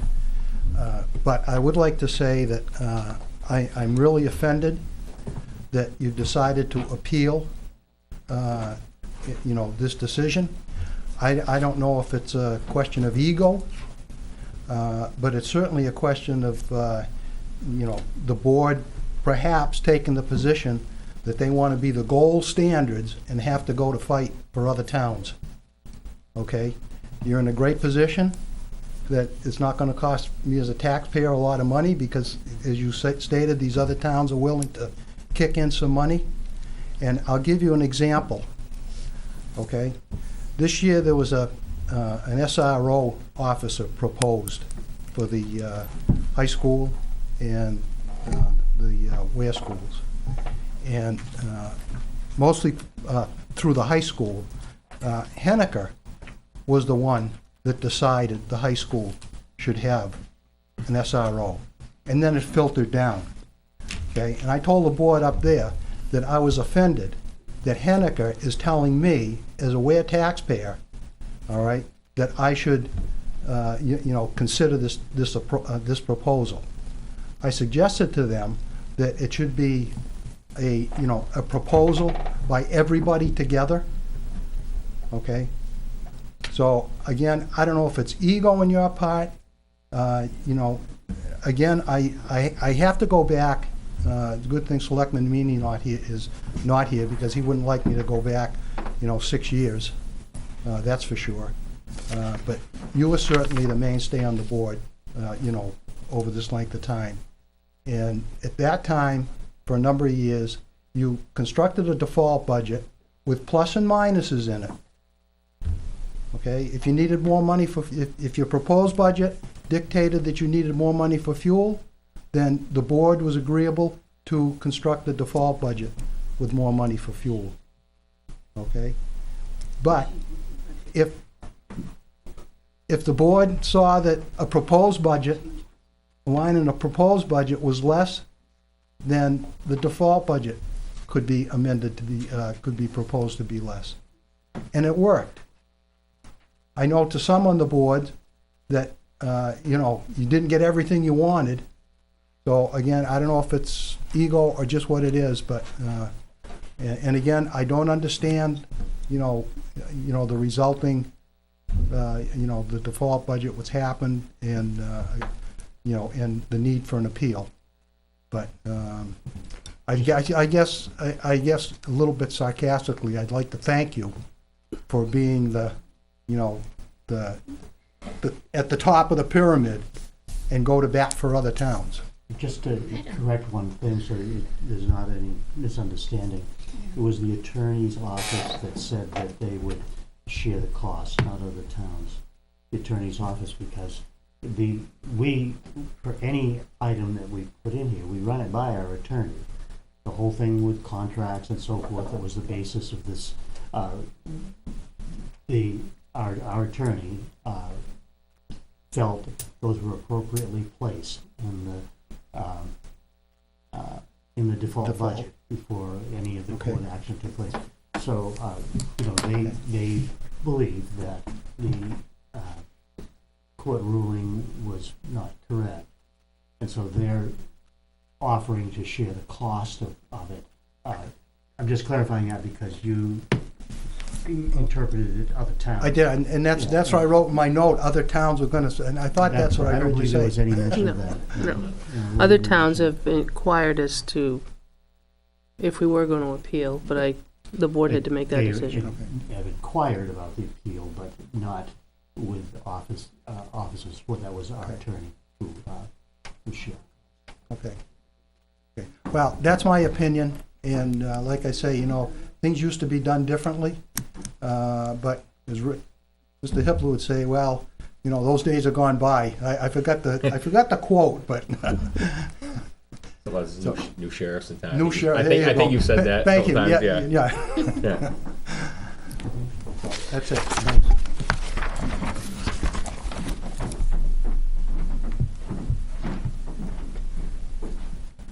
Lori Davis, Buxton School Road. As you know, I was chair of the Finance Committee this year, so I'm very familiar with the budget. I'm also extremely familiar with the lawsuit that came down, and I am very much aware of the decision. I find it fascinating that you didn't take money out of the budget, you just moved it over into the insurance line when we don't have those kinds of insurance costs. We scrutinize this budget very well. There's $250,000 in this budget to play with without adding their salaries in here. So now we've boosted it up to close to $300,000 worth of money that people will have as a slush fund. What I find fascinating is that we've reduced the trash line, we've reduced the metal hauling lines. Where does the money go to the liability insurance, which you can move around, to cover 2 contracts? I don't see any money going to help the fire department. I don't see any money going to the police department. I see money being moved around to protect 2 contracts where you already have that money in it. In regards to going on this lawsuit and pursuing your next tactic, I think it's amazing. You say you want to be fiscally sound, you say you want to be open, but the people in this town do not know what this lawsuit is about. Not once have you said why you got sued, what it was about, what the actual answers were about, and what the parameters are. And I find that very interesting because you're supposed to be very transparent. That's what you're big on. And not once have you explained to the residents of this town what is going on. Now, that's being taken care of. The rest of us will take care of sending flyers out and educating the residents because this board doesn't do that. And it's unfortunate that you are more concerned about protecting 2 people than you are in the fiscal responsibility to the taxpayers. You have plenty of money in that budget. $47,000 out of that budget would not hurt anything. And I know this for a fact. And it's unfortunate that this board looks at it that way. But at least 2 of you are up for re-election, and I think it's very important that the taxpayers understand who's on this board, how they view things, and how they move money around, and who they're protecting and who they're not. We have a fire chief that does a great job, and he's not paid what the police chief is, and he handles more people. We have people that work for us in the highway department, in the town offices, and what they're getting paid compared to the rest of the people is unfortunate. But that's what this board does, and it raises grave questions as to your judgment, and it is very unfortunate that we have what we have running this at this point. Needless to say, Laurie, I don't agree with what you said about the extra money in the budget. Tom, I more than can call anybody. it out on it. I know exactly where $250,000 is. The whole finance committee does. We can run the numbers and show you. You know it's there. I know it's there. News to me. And most of it's in the police department. Anybody else? Okay. In that case, any other business? A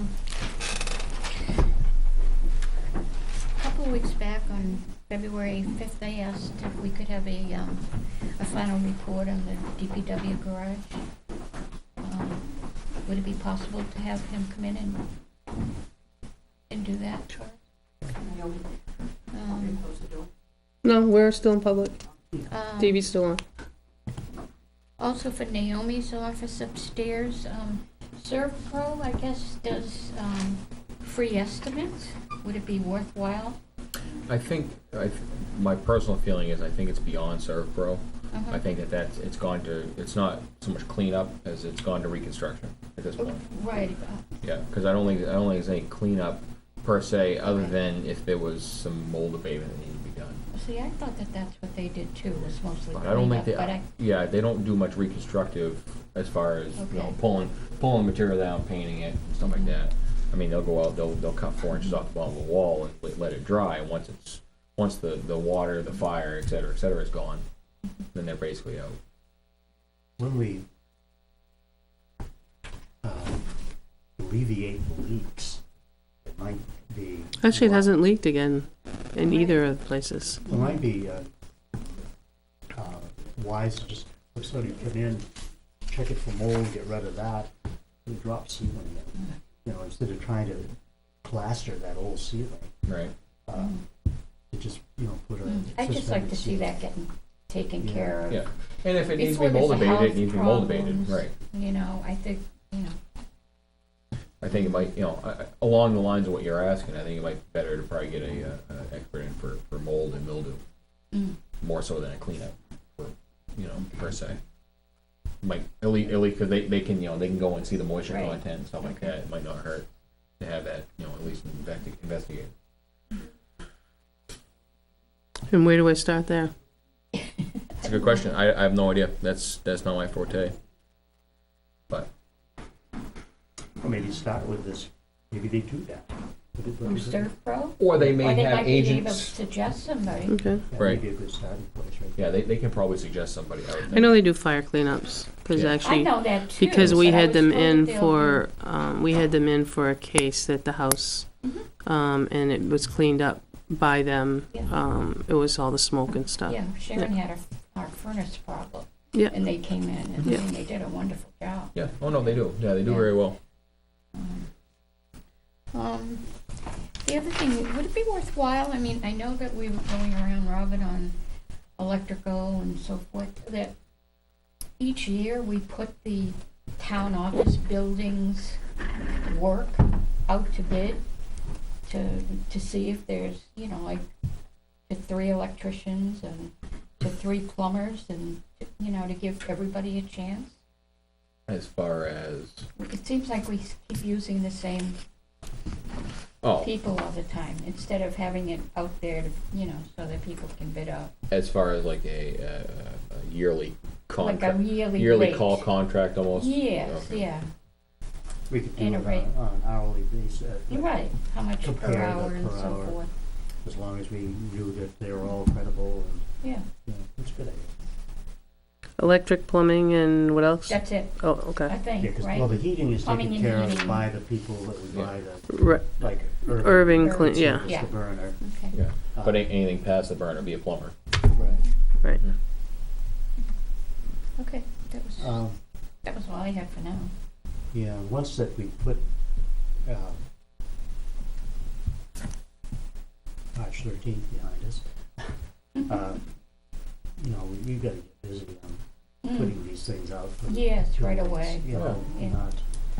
Yeah, we can't drag our feet. Because you drag your feet a month and then it's 3 months and then Yeah, it's. And we That's drag it. our feet and everybody's hired, For the year. yeah, No, exactly. No, I know. so, Yeah, but I But think, we have to put it out to bid, you have to have specifications. Yeah.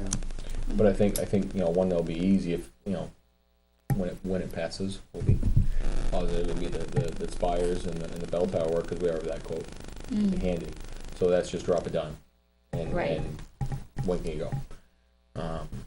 Some of the other projects not so much. This building too, a lot of things that weren't mentioned, but, we have quite a few things that were in a fire marshal's report years ago that still need to be addressed here, and they probably could be put out to bid pretty quickly.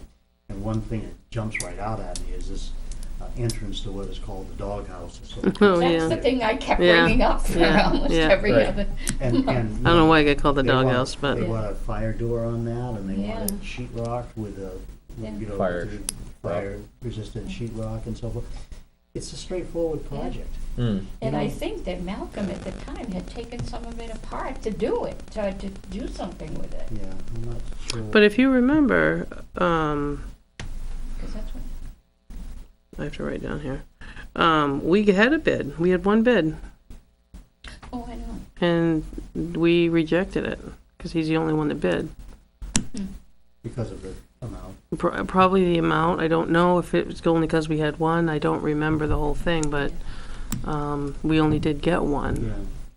And that, again, I think Chip made a call to somebody to come look at it, you know. Oh, just tossing out there, we talk about the ceilings upstairs, we talk about that dog. Yes, right. What else I'm is just there? concerned about her office. I want to get that. Yeah, I don't want the placenta to fall on my head when I'm in there. Well, no, I'm not worried about that. I'm worried about somebody getting sick. Oh, minutes. What about, The minute taker? yeah, Yeah, we're gonna put that out. okay. Yeah, I just wanted the Because I dust. just don't think you should be. No, I bogged just wanted down the with dust, having to I just do wanted the those. dust to settle and get through and get everything to Okay. the printer, which everything's at the printer. Mhm. So we Yeah, it can is breathe hard for a to few do the minutes. other Groups as well. Yeah, right, and I know zoning hasn't had a meeting since October, November. They haven't had any cases though. Conservation, they haven't had a meeting for a couple of months. So, and then, so that leaves planning and us. But, I don't know how we handle what we, you know, I guess there isn't anything. When people put out things like that have absolutely no basis, like in public comment, the last speaker, mhm. you know, Well, my feeling is if there was that amount of money available in the budget, why wasn't it brought up at the deliberative session? And why was the I mean, why budgets was it approved by let, the I mean, finance why would committee? they let something go like that that supposedly is a slush and fund? we went to the finance committee, presented our budget, I know. and It's all approved. really, that's what we should be doing. We should be talking back and forth and not, we lay it down and it becomes a yes or no. And now It's gotta this is- become a communication Right. between the two groups, an ongoing communication, and there used to be that. You know, the finance committee used to come in here, Yes. sit down, Yep. and go through the final budget and, you know, give us a give and take on their view of it. So that first, we're able to respond so that there isn't this misinformation out there. And also, we can respond saying, yeah, maybe we can change that. You know, which we did with, 3 warrant articles? We changed one from 36 to 15. We changed another one, I forget what they are now, but we changed several warrant articles after the input. So we should be able to do the same thing with our budget. And just really say, oh, because I think we presented an honest budget. What's the problem? You know, with our proposed budget. And if this whole default budget would be a non-issue if we were regularly passing our proposed budget. But, you know, I just hate to have the board browbeaten something we haven't even had a chance to respond to. I believe it goes back to the contracts, and I think we all have to be honest about that. Oh, yeah. You know, I mean, it goes back to that, and there wasn't any way to get at that, so this is the way it's come about. And I personally, I went to I went to the same budget workshop you did. They said to put the amounts in from last year. Now, where you increase and decrease, you know, I mean, why would the increase be in there if you weren't supposed to increase? The thing is that, again, this is my opinion, is that we have a responsibility as a board to protect enough in the default budget in order to run the town for the following year. I understand. And, you know, not everybody's gonna agree with what we keep in there, what we don't, but this goes back to, 3 years ago when we went through something similar with a threatening letter from an attorney where our attorney said, you've been doing your default budget wrong because you're undercutting yourself by doing the things that were suggested, and that is like that fax machine. We only need $800 because it's been reduced, it was $1,300. So we leave the $1,300 knowing that the following year, the default number will be $800 because that's what we put in there this year. And that way we're protecting ourselves, we're protecting the town. Yeah, one of those House bills, though, takes exactly that approach, I though. know. One of those House bills takes if you're gonna make a lesser proposed, that's gonna be your default. And where does that leave a board? We can't ever reduce If you what? anything. I'm If, sorry. if you look at House Bill Yeah, I started to read and it and I didn't the get a end chance. of, I don't remember which of the numbers, I think it's 1307. Yeah, It adds, there's some language proposed to be added that, it says any reductions made by the governing body in the proposed. So you know how it says, reductions or increases in the previously operating, one-time expenditures, and then any reductions is a new line made in the proposed operating budget. So they're looking that's going to be the default number if you're making a reduction, similar to, I think Dick's talked about it several times, Yeah. that things did that. yes. But, you know, it's never been, it's not a It clear, hasn't been because clarified. and this will NHMA is clarify looking for- at it as well, because NHMA is well aware of the two bids, Yeah. the two House bills that are out there, which they represent a lot of communities. And there's punctuation sometimes in places that people are reading like there's no punctuation, so that, you know, it's supposed to be included, but, you know, there is a concern. I told you that there's a concern by NHMA as well. I mean, I expressed that I feel as, contracts usually tie with monetary value, whether it's small or large. And how, in an SB2 town, how is one really supposed to work the governing body without being able to flex those numbers some? If it's a town meeting town, totally different subject. But SB2, it kind of falls back on this board, and I that's the way I feel it. And my profession is definitely not reading laws and rules. Right. It is, but here, we pay attorneys to do that, and that's what the We legal were system's given guidance, And but, I believe too, like we were using the numbers, like the number that was used for the insurance was the actual number. Actuals. The number that was used for the contracts were actual numbers that were And I- gonna be due. and that's the So, same. if you look at it that way and you balance it that way, but see, there's nothing clear cut. No, and I Right. And specifically that's asked my point. It's at just, one of the finance committee meetings when we first put that default budget in front of the finance committee. I specifically asked so that insurance cost right there that we Right. quote unquote got a reduction on should not be reduced in default. That should be pushed back up. And I was told yes.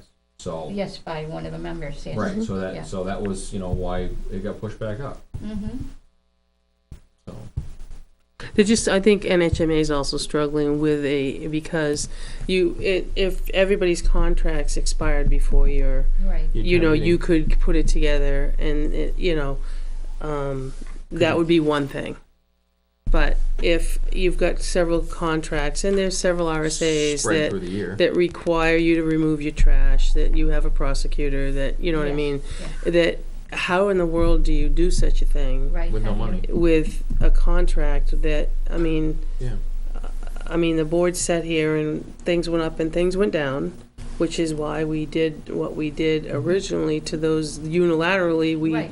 deducted because we Yeah, didn't need it. There was no basically did contract. actual costs. We did actual costs on everything. Right. But it just, and that's what I think, NHMA is wrestling with across the whole state. But if you notice, it's okay to do it. Well, legally, In some it's, no, it's okay. It was stated here, it was okay to do that, yeah, and it was liked that we were doing that, but not in yeah. Well, the other that's areas. okay. So, I don't know. And it's really, This way we'll have an answer. well, and I think that's too. I think it needs an answer. It does need an answer. I think it needs Because to be so many clarified people throughout the state. can read it and interpret it in different ways. Exactly. Yeah, Unfortunately, we were the pick to there are do some it. ways that we could work around it, but in other ways you can't. Like you take the assessing, that's a good example because you have to have those assessors in place so that as of April 1st, that is an accurate figure. Right. So, you know, how can we not renew that contract and know that we're gonna have the money to pay them? You know, I think that's a good example. I think the kicker is whatever the wording where it ratified at the meeting. Mm. And I think that's the kicker, is that wording and how that gets interpreted. Yeah. Yeah. So, Oh, I think you're right. Let's settle it. E. You know, and Yeah. if we have to live with it a certain way, then that's the way That's what we live. we can't keep having lawsuits every year, Right. Over it, right? yeah, Or threats of lawsuits over it. you know, or, But I think that, I don't think that, you know, I'm not questioning the judge's standing or ability, but I Sure. think that to leave it at one person's word on this interpretation of it, which is where it is now, without going through a further appeals process, right. isn't enough to, Well, the two Even if we sides don't- weren't there. even if Yeah. we don't look beyond ourselves, just for ourselves. Yeah. If it goes further, yes. I'm not trying to be the top of a pyramid to change Or an the ego. state. Yeah. No, it's not I at all. certainly don't like sitting in a position that Um, the town is getting sued, No, not at all. so, But, we'll see what things fall. Yeah. That's So under E. Move to go into non-public Oh. under, that's my cue tonight. That's true. Under E under E, right? under E. at 8:41. Do you have a second? Second.